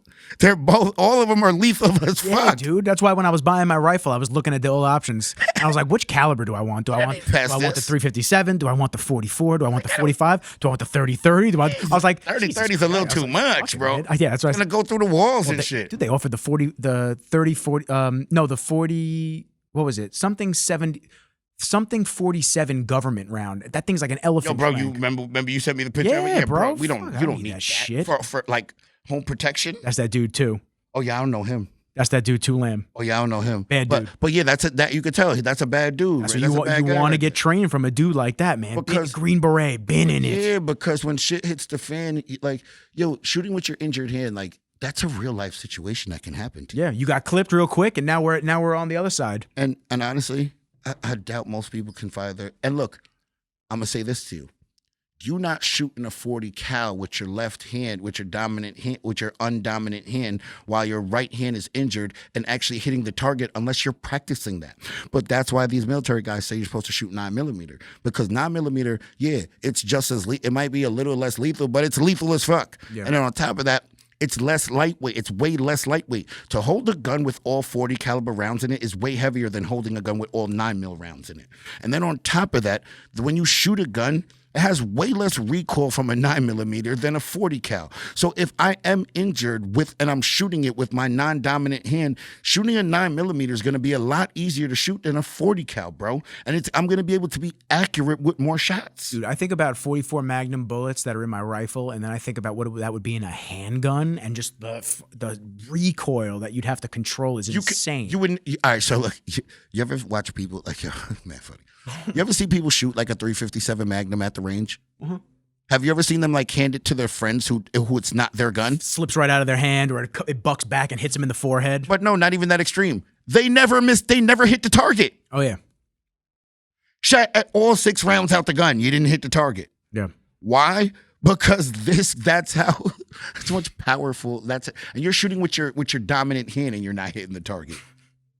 Like, most people can't pick up a 50 caliber Desert Eagle and hit the target from 30 yards away. You're just not hitting it. Hold on. I want to see if I can find it. Oh man. Somebody getting smacked in the head with it? Nah, man. It's this fucking dude at the range. Because it happens, bro. It's just I don't know if I'm gonna be able to find it right out the gate. And a lot of people set their friends up with shit like that. Like, here, shoot the 357, bro. Oh man, knowing he don't know how to hold that shit. Yeah, is this dude? At You the ever see range? people get the big cut right here from shooting a 357 Magnum? Yeah, right in the right. Because you don't know how to hold it. Yeah, because you don't hold it right. Gun range. What was it? It was.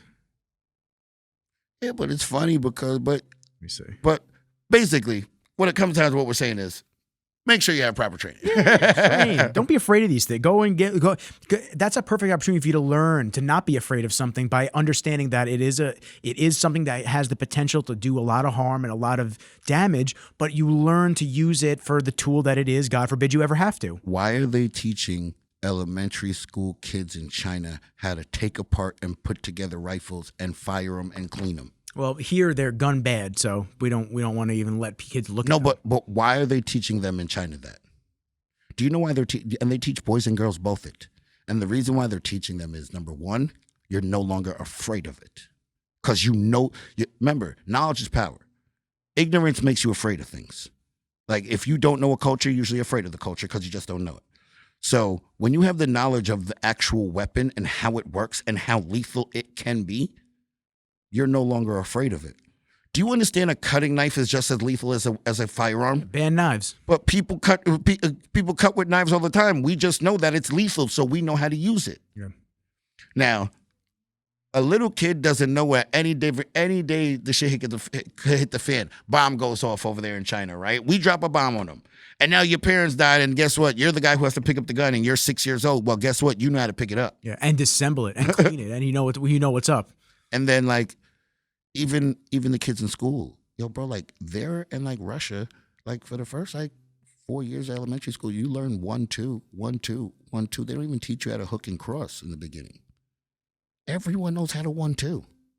1, 2, 1, 2, 1, 2. Everyone knows a 1, 2 combo. Why? Because everyone should know how to physically protect themselves. Yep. Women, man or woman, everyone should be able to throw a 1, 2. Everyone should be able to throw that combo with confidence, bro. Not just throwing it. I'm talking about with confidence. Like, we live in a different world now where women are more independent, right? So you're not always protected by a man no more. You got to remember, back in the day, it was like, who speaks for you? When women couldn't vote and women couldn't have bank accounts, the responsibility didn't land on you. If your wife did something, you were accountable for it, brother. All the heat came back to you. None of it went to her. But now women are independent, so you're accountable for yourself. You're not always spoken for by a man. So there's not always a man to protect you. You should know a 1-2 combo, and you should know at least bare minimum basic things to protect yourself. And I'm not talking about dumb shit that you actually didn't train for. I'm talking about real training. Because if a real man is trying to subdue you and you trying to use some shit that you was fighting girls on the block with, that man is gonna seriously hurt you. Wouldn't even need to be a man. It could be a high school kid. See what I'm saying? What they say that strength difference is insane. They said a 13-year-old boy can beat up a grown woman. Yep. Like, yeah, dude. But oh no, that would never happen. It's like, stop being in denial. That's not just because you don't want to believe it doesn't mean that it's real. Bro, I swear. There are key differences that you have to understand. The amount of girls that I know that I've said you need to go train jiu-jitsu. Not even because I think that that's the all end all be all martial art. It's not. They need to know how to strike. They need to know how to do all that. But God forbid somebody gets on top of you and gets you on the ground. This is the best thing about jiu-jitsu, right? I'd rather a woman know jiu-jitsu out of everything. Because, a woman boxer that knows how to throw punches still cannot fight me. I'm going to grab you and it's a wrap. She thinks she's going to stand in the pocket. You're not standing. It's not happening, Muhammad. It's not happening, Ali. Like, fuck out of here. Right. So I would rather you know jujitsu because 9 out of 10 times a man is going to try to grab you at some point. Close the distance. He's going to try to grab you at some point. And ideally, he's either going to try to fully corral you or get on top of you to corral you. And knowing jujitsu gets you out of that. Yep. So you just need to know at least basic level self-defense for real. You need to know where you're looking at to strike a person because you got to remember, as a female, as men, our ego's kind of in the way a little bit. So when we're fighting, we don't go for the cheap shots necessarily. Like as a woman, you have to know that, necks are very vital. You need to know that his grind section is very vital. Kick him in his balls. All those things are very vital. Rizzos, we're not going up to a dude in the street and trying to knee him in the balls. We're a little bit more prideful and valiant than that. So we're going to actually try to fight in a different way. But a woman should not be trying to be valiant with a man. No. And your job is to get out of there. Thank you. Your job is not to stand in the pocket. No. Your job is not to stand there and hold the submission and just be like, I'll wait till the cops get here. No. Put buddy out and dip. I'm good. Dip. Put buddy out and dip. That is the fucking motto. Cut that. Cut that. Cut that. You should not be like, no. Don't stand in the pocket. No. Put buddy out. Get up out of there. Leave. Get up out of there. Go get food. Yes. Go enjoy that you get to live another day. Yes, get up out of there and be. There's actually a thing called the cat lady or something like that. Or I believe it's called the cat woman or the cat lady. It almost looks like brass knuckles, but without the going around the tips. the actual fingers, the digits. And what you do is as you squeeze it, you could slash a dude, and these little talons come out of the end of it through your fingers. Literally, it looks like little Wolverine claws. Oh shit! And you slash, but on top of it, it's not just good for just obviously deterring somebody. It takes their DNA in the actual claw piece. So you make That's coming back with make me it now. through the altercation. You get out of there. Here you go. This is who it was. Yo, you know what else I seen for self-defense on YouTube when I was watching the video? It came up on the ad. Yo, bro, it's this little orange gun. Shoots mace. Oh shit! It looks like a gun. I don't think it's I have orange mine on though. me. No, I don't have mine on me. Orange, right? And yo, bro, it was shooting it mad far. Yeah. Like straight streams too. Like I could aim it at you and get you directly in your face. I mean, listen, all jokes aside, a dude like Jocko Willink, ex-Navy SEAL, black belt in jiu-jitsu, all this stuff, he consistently talks about if somebody was to stand in front of me and try to fight me, I'm running. He's like, I don't want, because if I beat you up, you hit your head on the concrete, now I'm in trouble. He's like, I'm not getting into a battle with you. He's like, I'm dipping. He doesn't even want to get. He doesn't even want to get it. He's like, only doing it if he has to. But if you take me, if I you have grab to, me, I it's like that. I have to protect myself. Now I have to use all my training to get through this. Look, right? He's like, I'm not trying to use a gun. I'm not trying to use my knife. He's like, I'm not trying to use anything. Even though you have all the training in the world, it's like, yo. So what he's telling you is, all of the violence and all of those things are your last ditch effort. You're actually trying to avoid it and get up out of there. Yeah. Because at the end of the day, what we're trying to do, trying to live to see tomorrow. Yeah. So your best route of doing that is what you should be doing. Dip. And if getting up out of here right now is it, why wouldn't you try to avoid something instead of like something that you know you can avoid? Why not avoid it?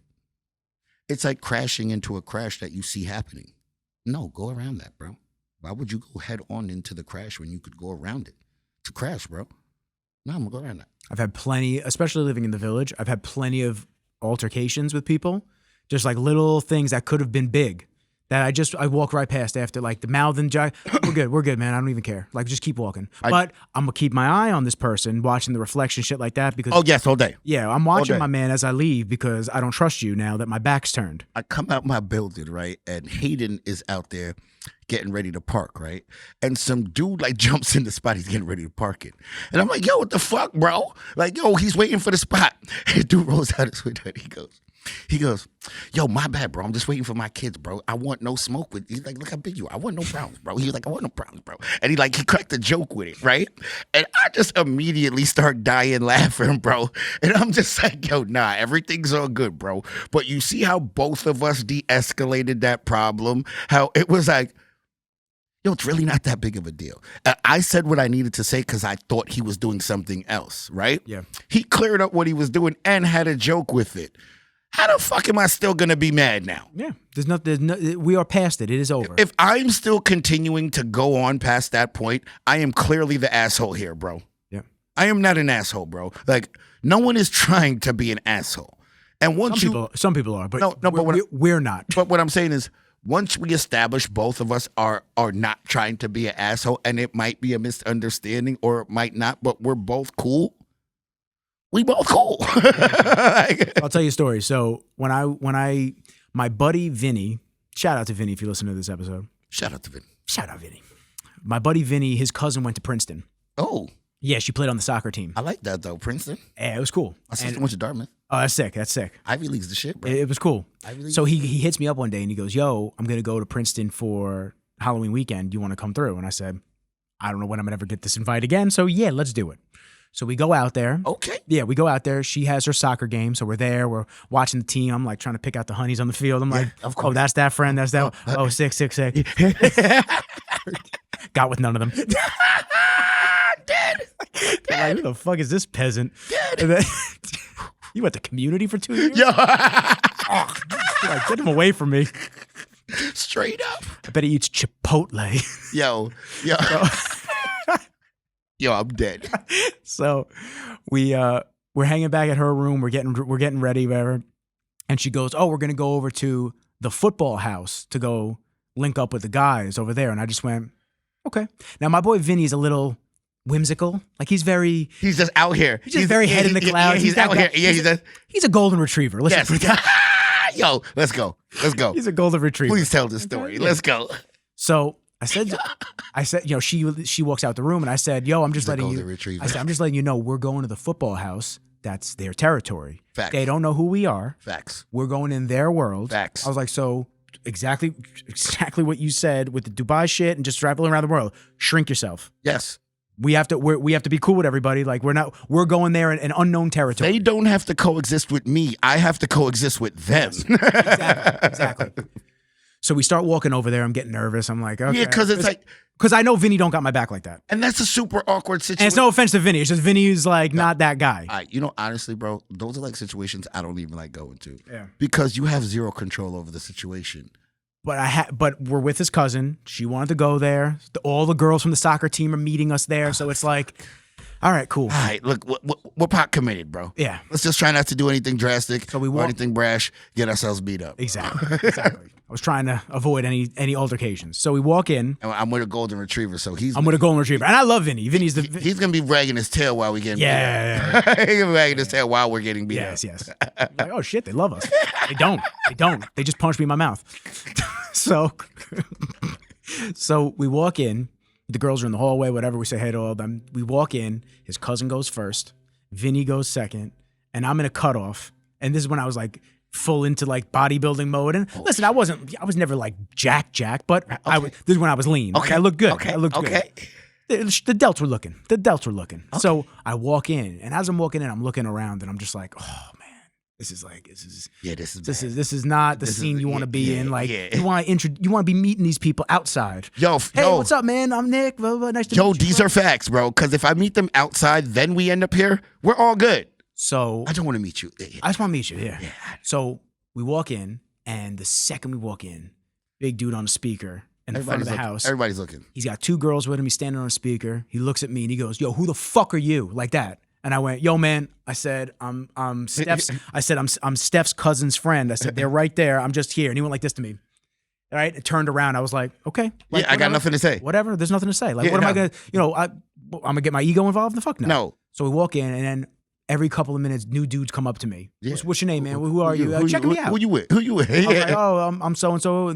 Oh yeah, you work out, man. Trying to just have some common ground, just talk to me, figure out who I am. Yep. And we're talking, whatever. So we start to leave after like being there for like an hour, just hanging out. And then we were going. The cool thing is they have these things called eating houses. I don't know if you know because of your sister. They have these things called eating houses, and basically it's like a membership to.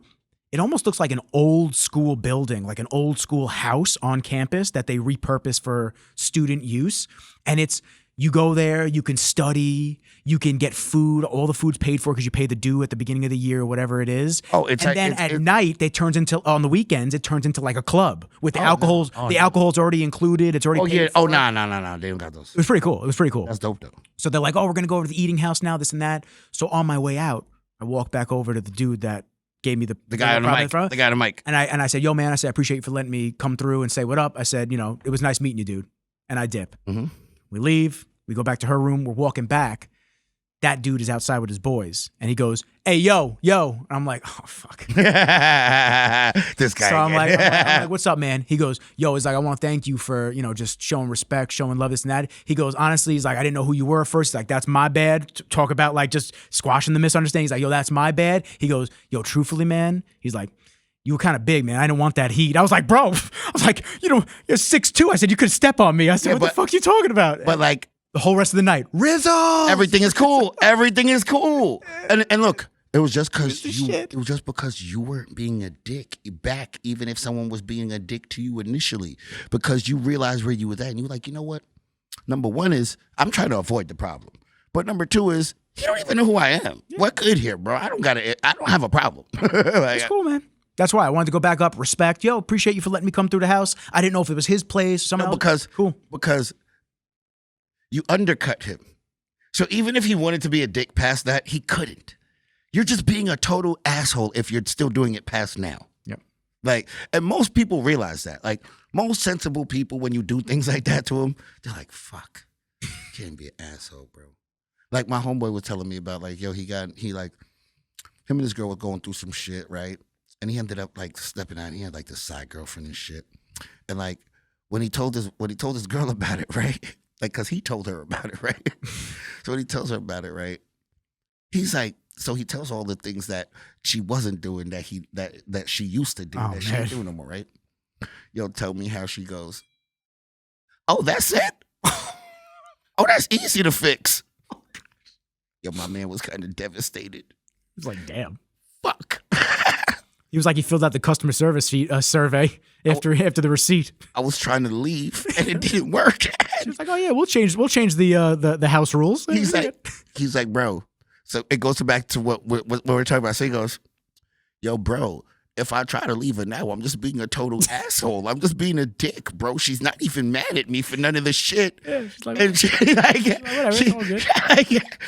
she's mad at me for nothing. And she said that, oh, that's it? I can easily change those things. Those things are easy for me to fix. Fuck. Wow. So like basically what he's saying is that like after someone's like okay and like it's like fuck, I can't even be an asshole past this point because you just look like a dirtbag now. Now he's like, I got another 6 months to put in. Fuck. No, but look, he honestly said this though. He said, yo, if the shit changes and it stays that way, he's inclined to stay. Yeah, we're good. He's inclined to stay. He's like, I'd rather be here. Like, you know what I mean? At the end of the day, I'd rather be here. But he's like, I mean, if X, Y, and Z ain't happening, then I'm not happy to be here no more. But if X, Y, and Z are happening, bro, I'm cool. I'm staying right where I'm at. He's like, I'm cool. Are they still together? Yes. There you go. Yes. Yes. Got a blowjob with his waffles in the morning. Enjoy. So like it's sometimes He's like, oh, you hate pancakes? Fuck. I'll change the waffles. But it's funny how sometimes like even if you did something else wrong after the fact, like, yeah, I mean, sometimes people don't even care that you did something wrong. Because when you point out certain things to them, they realize, like, fuck, all right, well, you know what? I do have a fault in this, too. You know what? It's not that I don't care about those things. Like, an understanding person that's mature enough sees why it went on, especially if you know you weren't living up to your part. So you'd be like, all right, cool, well, we could change shit and we can move forward and shit could be cool again. And if you fix those things, I don't see why shit can't be cool. That's what he said. Like, yo, bro, I'm inclined to stay. I love that for him. Right? So I love that for so him. do I. So do yo, bro. So do yo, bro. So do I. That for him. But like in the beginning, he was like, fuck. Like, I gotta get a text back to have some issues with to fix some shit with somebody. In the beginning, he was like, fuck. Like, yo, like he's like, I can't even just leave no more. I'm a total dick if I do. Yeah. And like that's what the guy was saying, like, bro, I can't even be like an asshole to Rizzles no more. The guy. Oh, dude, the whole rest of the night, the whole football team, Rizzles. Every floor. I couldn't walk. I couldn't go to the fucking bathroom without one of the dudes going Rizzles. I was trying to be a dick at first. He just sidestepped it. Then he came back and was like, "Oh, thanks for letting me come through." Like, fuck. I kind of like the guy. All right, now I gotta beat somebody else up. Yeah, because you're like at that point, you're like, I kind of like the guy. Yeah, I kind of dope, man. Like, and guess what? That's 99% of people. 99% of people are dope and good people. I agree. Yeah. 99% of people do have good intentions and are dope people. It just takes sometimes getting through that thicket sometimes. You know what I think a lot of the time it takes? It takes people being in a environment where they're no longer in their ego. And what I mean by that is this, right? You might have people in the fitness industry that are in their ego when they're at fitness events. Right? Heavy. Take them to a dinner with a whole bunch of basketball players. Are they still in their ego? No. That's what I mean. You need to take them out of their environment where they're known and they're in their ego. Because a lot of the time when you're a nobody, now your ego doesn't exist and now you're inclined to be an actual genuine person now. People with their egos in play, sometimes they let their ego get the best of them. Like there's a lot of people who walk around with an ego that expect everyone to kiss their ass. No, brother, ain't nobody here to kiss your fucking ass. Are you out of your mind? I ran into a situation like that this weekend. I ain't really going to speak on it, but I ran into a situation this weekend where were you again? North Carolina. North Carolina. But Sorry, I didn't mean to interrupt. I had to check somebody on some shit like, yo, bro, if you think somebody's here to kiss your ass, you got me fucked up and fuck you. I said it to him just like that. And the way I said it to him, I think he realized what he was saying after. And then he apologized. Cause I'm like, I don't know what the fuck you think this is, bro. Like, maybe that's how you act with people in your personal life, bro. But I'm not one of them, bro. Like, I'm not here to kiss nobody's ass. Like, not only am I a big dog in the fitness industry, bro, I'm a big dog in real life, bro. Like, a lot of people be getting this shit caught up and they think that they're somebody in certain industries. Yo, bro, a lot of people that are somebody in certain industries are nobodies in person in real life. I've said that a lot of times, man. So I don't know a lot of people think people are supposed to kiss their ass because when people know who you are, they kiss your ass. When people don't know who you are, they don't give a fuck about you. That's not how my life rolls, brother. Like, I'm a big dog everywhere I go. Like, do not get it twisted with me, bro. I'm not here to kiss nobody's ass ever. Because my thing is this, right? I don't understand people who think that they should get more respect as a man than another man. For nothing. Look, inside of an industry, depending on who you are and your accolades, I can understand why people might respect what you do, right? Like, they can respect what you do. But nobody should, you should never deserve more respect as a man over me just because of what you do. like what? Like, are you out your mind? Because look, right? If you think you deserve more respect as a man over what you do, let's go outside. Because I guarantee when I beat your ass, you're not going to think you deserve more respect as a man now. You see what I'm saying here? Oh, I see what you're saying. So don't get twisted what you do with who you are. Do you find that you've had that encounter with a lot of people over the years in the fitness industry, especially? No. I've found that people that have a lot of notoriety in the fitness industry. Do you know what I'm going to say? Listen, what I'm going to say to you next, though. That was probably one of the only times it's happened to me, per se. I've seen it. I've seen people do it to others. Yeah. But I've never had that kind of energy come my way, bro. Oh, I'm not saying direct. In my question, I see people do that shit all the time. Yeah. I see people that think because there is somebody in the fitness industry try to belittle people. Yo, dude, when I walk around my gym, like I'm the common man, bro. I don't walk around with my nose in the air, bro. When somebody goes to cross, I let them cross in front of me purposely. Do you know why? Because most of these people look up to me, and I'm making a conscious effort to make them feel comfortable. Yo, bro, like, it's like that video with, like, I don't even mean to speak on it, but it's like the video with people be walking in front of people's videos and shit. And it's like, yo, if that's a peon in the gym doing that, nobody cares. But when you the big dog, you cannot do that to others, bro. People look up to you. When people look up to you and you the big dog, you have to make it a conscious effort to make them feel comfortable. I'm sorry, brother. Because, let me tell you why. My mother said this to me. And it was one time when I was beefing my older brother, she said this to me, yo. Yo, you have to be the bigger man. What the fuck I gotta be the bigger man? Drew's older than me. Because you are. So just because someone's older than you or what this, that, and the third, no, when you are the bigger man, you have to be the bigger man. And when you the big dog in the gym, you are the bigger man. So you better be the bigger man every single time. Unless it really comes down to it and someone is challenging your manhood or challenging you directly. Nah, bro, you the big dog, bro. Let that shit go. Every time. Not some of the time, not most of the time, every time. If someone asks me, Dre, how much you got left, bro, you can take it now. Or you can work in. Even if I'm in my mood where I really don't want them to, bro. People ask me in the gym, yo, Dre, like, I'm working out in George's gym yesterday. Some random dude, yo, bro, you think you can spot me? I don't spot people, bro. But you know I had to get up and go spot this kid. Nobody else in here that could really do it, bro. It's a bunch of old ladies and shit, bro. Like, yeah, there might have been one or two other dudes that could have done it. But you asked me, do I really want to do it? No. But am I going to do it? Yes. Because I understand what my responsibility is to y'all. Being the big dog. And I don't understand why homeboy didn't get, like, how he didn't read the room there, bro. Like, I don't know how you don't read the room there, bro. People are looking up to you. When they look up to you, bro, you have to be the bigger man every single time. I agree. How many times have listen, I've filmed I've filmed big names in the fitness industry. And every time that we've filmed, how many times have you heard me say to other people, I don't want to be in your way. This is your gym too. Yo, bro, I'm not even saying that I'm anything. No, special. bro, when we film, like, it's just like even right now, when I film with you, or I film with Hayden, I film with Joey, all the people I regularly film with. Bro, when we film in a gym, bro, we make it up. like, yo, bro. A point. Yo, bro. We make it a painful point. It'd be mad funny, right? People would stop. Oh, shit, I don't want to get in the video. Go ahead, bro. You good. I'll cut it. It's cool. Don't worry about No, you don't even have to cut it because here goes the best comment from Rough Diesel on that video when Joey Swole made the video. Nobody fucking cares. I never stopped watching someone's video because someone walked past the camera. Oh my God, 2 people walked past the camera. I'm turning this off. This is bullshit. It's over.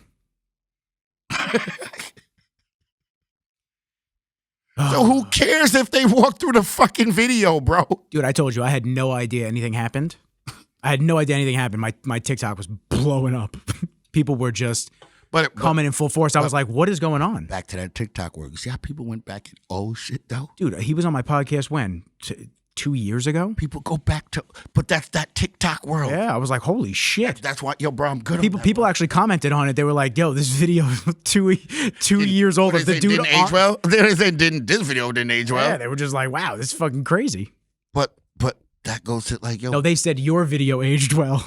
Oh, yes. Oh, because, yo, my thing is, yo, bro, like, yo, dude, I make it a conscious effort. Like, people don't understand things. It's not like it just automatically, like, oh, it's not like, oh, well, that's just how I think all the time. No, I'm making it a conscious effort. Like, I'm making it a point to make sure I'm doing these things. I'm making sure make it a point to not be a dick to people in the gym. Like, and I'm talking about even when I feel a way, Rizzle, even something might rub me the wrong way, yo, bro, you the big dog, let it go. Unless it's that serious where we really about to, because look, it's kind of like this. Unless we're ready to fight right now, it's not that big of a deal, bro, let it go. So unless there's going to be a fight on the spot, it's not that big of a deal. Let that shit go, bro. Somebody walked through my camera.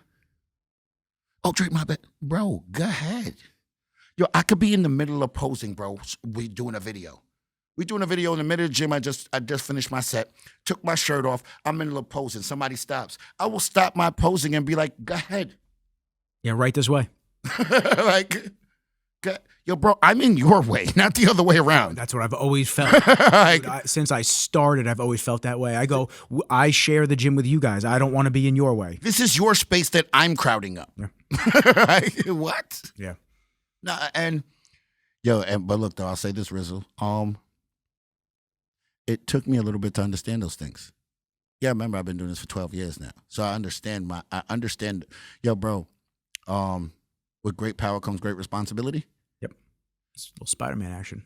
You got to understand the responsibility. It's just like Andrew Tate, right? Remember in the beginning he was saying all the crazy shit? And then he came back and he said, what I realize is that I have a responsibility now because my following has got so big that I have a responsibility now that even though I believe in what I'm saying, I have to start making a conscious effort to say it a certain way now because I know everything I say, it could get skewed a certain way. So I have to make sure I say it in a way where it doesn't get skewed anymore. And didn't you see how he like kind of toned it down? Yeah.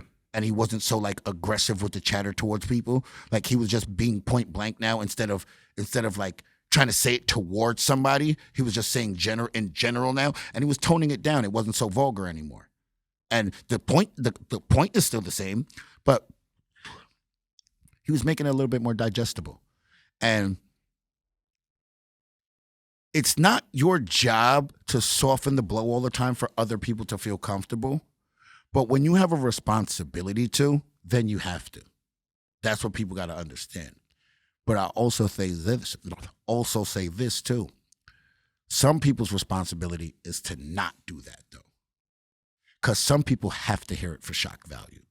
Like some people don't get it unless you tell it to them that way. We can't soften the blow for everybody because some people, like the blow's been softened for y'all forever and y'all still don't get it.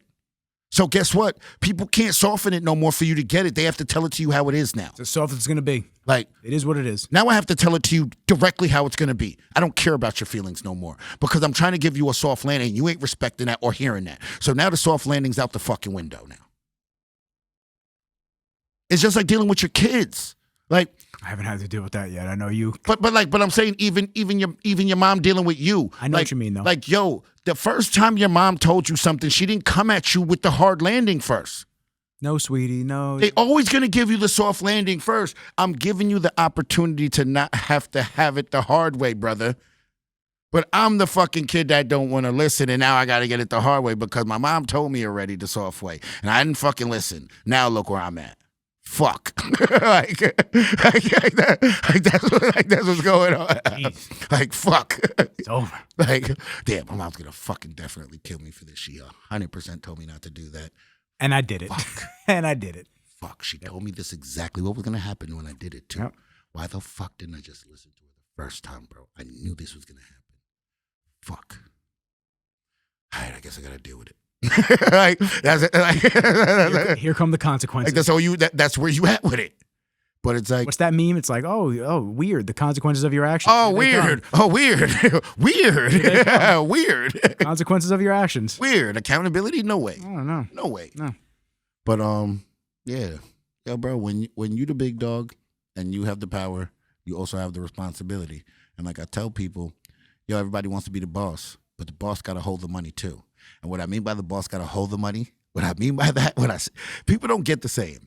When the saying is you want to be the boss, but the boss got to hold the money too, what that means is the boss got to pay the bills, brother. And guess what? The bills get paid before the boss does. So when you the boss, you get paid last. So when you got to hold the money, you got to pay the money and you get paid last. So trust me, you don't always want to be the boss because sometimes, remember, the worker gets paid first. I don't have any. That's why I don't have any. The materials and the workers get paid first, brother. The boss gets paid last. Yeah. Kenji gets paid first. Yeah, like it's like, what's so funny? If it comes down to it, like, who's missing a meal today, me or Kenji? Fuck, it's gonna be you. Saltine. Like, it's gonna be you, bro. Yeah. Kenji's still eating the same thing he been eating. Take the chicken. No Like, matter- He's like, oh, is this shit different for you? You seem grumpy. Like, I still have my meal. It's like, wow, yeah. Is shit different for you? You seem grumpy. Yeah, I've been pretty hungry for a couple days now. For a couple days now. Clients ain't been paying.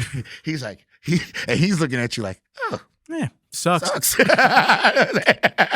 like this. Yeah, it sucks. Ready to take me on my walk, though? Yeah. I know he's waiting right now. Ready to take me on I got him down the block. I know his ass is waiting right now. On that note, we got the UK tomorrow. We can wrap it up. We're gonna wrap. You got the UK tomorrow. Yes, sir. Yes, sir. Dark Sport. Yo, dude, come. Wait, it's not going to be out, right? We're not going to get this out yet. I can put it out today. You don't have to put it out today. I can put it out today. It's very easy. Well, do what you want to, but I'm just going to say this. I might put it out today. I'm going to say this. So this way everybody can listen to it tomorrow leading into you going to the UK. Okay, so I'm going to say this, right? Yo, if y'all going to be in the UK, come check us out. If not, just stay tuned to the gram, bro, because, our booth is going to be crazy, bro, because we're building I can't give up the secrets, Don't yo. give up the So I'm going to just say, Don't give up the secret. yo, if you in the UK, pull up. If not, stay close to the gram because it's going to be wild. It's going to be dope as hell. And you know us, man. We always give off a vibe. And when it comes down to us, like, I understand we're running a business and people, like, buy stuff from us. But most of the time, bro, we don't even want your money, man. We'd rather you just bring your energy. So we do want your energy. Like, that's one thing. We like Shang Tsung, from Mortal Kombat. Yes. We need your energy.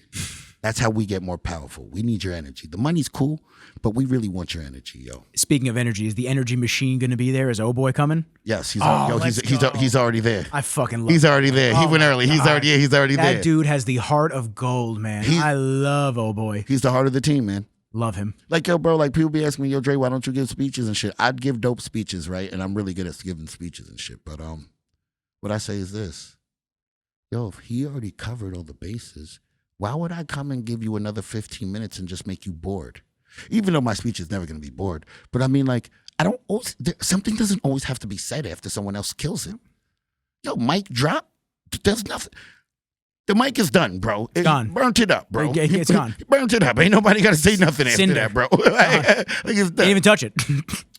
But yeah, Dark Sport, UK, Rule 1 Proteins. Oh, Coach Omar did a show this weekend and he won the over. Yo, he Did a show? Yes. Oh, good for him. Yo, he didn't even really plan on doing it. He's been in shape, and then he was like, fuck it, I'm going to go for this push. He only told 5 of us, bro. Only 5 of us knew he was going to do the show. Yo, my man, he won the novice, the open, and masters in classic physique and men's physique and won the overall in both. Practice what you preach. Practice what you preach. He right swept the whole goddamn show, bro. There you go, man. And not that he only just sweep the show, he looked awesome, bro. So it's not like somebody gave him something. My man really put the work in and looked awesome. Shouts to Coach. But yeah, shout outs to Coach. Shout out to GB, man, the gang. You know everybody that I roll with. Shout out to the family. Shout out to Hummer. Shout out to Tony. Shout out to my video dudes, man. Shout out to the, Hayden. Shout out to Joey, man. Joey with Dark Sport now too. Dope. I got him on with that. Shout out to the whole Dark Sport fam, man. Michael, Dustin, my personal favorite video guys over there. You know what I mean? James, Kyle, Robbie. You got Big Kyle, Little Kyle, and New Kyle now. Big Kyle, Little Kyle. Big Kyle, Little Kyle, and New Kyle. Big Kyle, big. And New Kyle. Every time I stand next to him, I feel like a fucking midget. But yo, in my opinion, Big Kyle has the best pictures. Yo, Kyle Warzel has the cleanest shots in the world. Yeah. Cleanest shots in the world. And he only shoots with the 70-200? Yeah. 70 to 200, right? Yeah. That's what it's called, right? Well, Yeah. I mean, when I was, at least for stage shots, I don't know what he shoots with in the gym. No. At the gym, he shoots with a 70 to 200. 70-200? He does not need to be close up. You need to be over there for him to shoot you. Yeah, that's good. But shout out to everybody, man. I don't know if I'm missing anybody, man, but if I'm missing you, we'll get him on the next one. I apologize, man. Oh, you know what, yo? Look, right? Too many people be like, yo, shout out to my haters, right? I ain't got that many haters no more, bro. I think most of them like me now, yo. Yeah, they're on the block party and they don't even know anymore. But look what I'm going to say, though. Shout out to some of my supporters, right? And I'm going to also say shout out to the supporters who used to be haters. And I'm going to also say, yo, my life getting a little boring, bro. I need some new haters, y'all. Yo, like, if y'all tired of hating on the people y'all was hating on, like, if it's just not fun over there no more, come over here, yo. Like, yo. Boost my algorithm. Yo, yeah. Yo, like, look, I'm going to say this, right? You don't ever want everybody hating you. But yo, having some haters makes life a little fun. Like pepper it in. Some seasoning on it. You knew where I was going with it. Yeah. How'd you think? A little salt bay in the prime. So on that note, we're gonna end it with, I need some new haters, bro. I mean, yo, look. If I don't get any new ones and all the haters start to like me too, that's cool too, though. We could do another episode then, and we'll try to get some more haters. This one wasn't really for the haters because we said a bunch of cool, good stuff. We did say like there was not we really didn't go over the edge where like a lot of people gonna be like, oh, yo, he talked about this person and oh, he said this about that guy. I really didn't do that today. We also keep people's names out our mouth. Yeah, I don't, cause you want me to yo, bro? Do you want me to tell you why? Like I be telling people why I don't say people's names. Yo, why I refer to people as Duke or like that guy or like him, like cause. Yo, me saying your name makes you valid, yo. I'm taking that credibility away by not saying nothing. Cause yo, like what it is, yo, when I say your name, it gives you a buzz, yo. Like, so look, if y'all want, yo, we gonna end it on this one. I just thought of some new shit, right? Y'all remember back in the day when I used to compete and do all them shows, and people used to be pissed that I used to do all the shows, and I used to say, if y'all don't want me to do the show, PayPal me 3 bands and I'll stay home, right? That's what I used to tell people. Yo, you want me to do the show? Yo, you think you're gonna get second to me, or you think you have a shot at winning? Yo, get with the group and PayPal me the 3 bands. I said, it don't gotta be one person. Y'all could pull the money together, right? So I said, yo, PayPal me the 3 bands and I'm gonna stay home, right? Awesome. Yo. So what I say that to say this. Dinner on them. I say that to say this. Yo, if you want some extra juice, like you know what I mean, and you need to like the extra clout and shit, yo, throw me a check. I'll say your name on some controversial shit. I'll give you some, like, you gonna get the attention. What do I say all the time? The money, send the check. Yeah, and the money gonna come back. Trust me. Like, yo, if you send me 2 bands, I will say some shit, and your IG will be lit after that. I'm dead ass. You be lit. I know you are. You be lit. But yeah, the price is 2 bands and up for that though. Oh, shit. That's his own Patreon. But on that note, man, roll the outro. Oh man, Dre. Always a pleasure, man. I appreciate it when you take the time to sit down, chop it up with me for 2.5 hours. You are the man. I appreciate this, and I love you, bro. You know that. You always have a good time just hanging out, chopping it up, talking real shit. I got to say this right, yo. For the record, people, I do not get paid to be here, yo. Because they be thinking like I'm Lil Boozy and you Vlad. Because Lil Boozy be on Vlad TV every week, but Vlad pay him. I don't got the loot to pay a bill, so. I actually enjoy being here. I appreciate That's why I'm that. here. And that's what I hoped. I hope to have that atmosphere with everybody. I mean, I've had some amazing names on the show, and every single person has come because they want to be on it. I don't ever want somebody on the show because they feel like they're forced to, or that they Just for a check. Yeah, man. Rizzle paid me a band or $500 to come through, so I came through. Nah, bro. don't even worry about it. Don't even come through. I'll set Kenji up on the other side. I'll talk to him for an hour and a half. We all actually like being here. I appreciate you. That means a lot to me, and it means a lot that I can have amazing people like Dre, not only the top of his game, doing his damn thing always. For how many years now? Yo, but hold. Damn, son. Yo, You just took it to a new level, talking to the side of the microphone. Yo, I did, because we've been here for the whole 3 hours, and I'm just noticing now that he got a way cooler and better mic than I got, y'all. When y'all see the camera cut to him next time, he got a whole filter above his mic. I got the old one. No. He left me with the old one from the last joint, from the last studio, and he got some new shit he got over there. Look, he got a whole red handle arm on his joint. Look, when y'all see the camera pin to him next time, make sure y'all remember that I said it about the mics. Oh man, it's a good thing this is at the end of the episode. I'm just noticing it now, You're y'all. like, damn, he is right. That mic arm is fantastic. I'll buy one over there. Next time you're here, you'll have one. Anyway, if I judge me and my microphones, that's a good mic. It's a really good mic. Yo, it's probably awesome, bro. It sounds awesome. Yeah. But bro, This is a different mic. So I decided to try out this microphone because I've only used those. I have 3 of those. yo, look. He looked like he Ja Rule in the studio getting ready. Oh, What would I damn. be without my baby? That looks like he about to cut a record after this, yo. I'm gonna do something with it. Hopefully get some bands. I like that mic though. I'll get you this mic. I'll get you this mic. We'll set it up on the other side. Yo, this one still sounds awesome though. Sounds awesome. Sounds awesome. I'm just being a hater, y'all. Yeah, but he's a friendly hater to me. Yeah, Friendly. it's friendly. Yo, listen, friends hate on other friends in like a friendly hate. Well, you got to hear Tyler and I on the That's what I'm about to say. Like, yo, bro, if you ain't over here busting your friend's chops, bro, you ain't really friends. I have to block Tyler sometimes. I'm like, I can't handle it right now. We ain't friends, bro. Yeah. Like, Go sit by yourself. I can't handle these messages right now. yeah, he funny. That was great. On this note, everybody please like, share, subscribe. This is episode 91. 91. We coming in, man. Yo, bro, see, I'm salty right now that it's Why? episode 91. Why? Yo, bro, I'm coming back. Yeah, I'm letting the people know right now. This is episode 91. I'm also doing 100th. You doing 100? So I'll be back here for the 100th You're episode. coming through the hundreds. Yes. Okay, let's do it. Number 100 episode. Let's try to do something like, let's do maybe try to do another live or something. Ooh, the 100th episode. I'm down with doing live, bro. Do live. No, yo, bro. We'll figure some shit out. Yeah, make sure you got all the We'll figure some shit Do out. a test run on it. Do a test run. We'll figure some shit out. So Yeah, 100%. 91, please like, share, subscribe.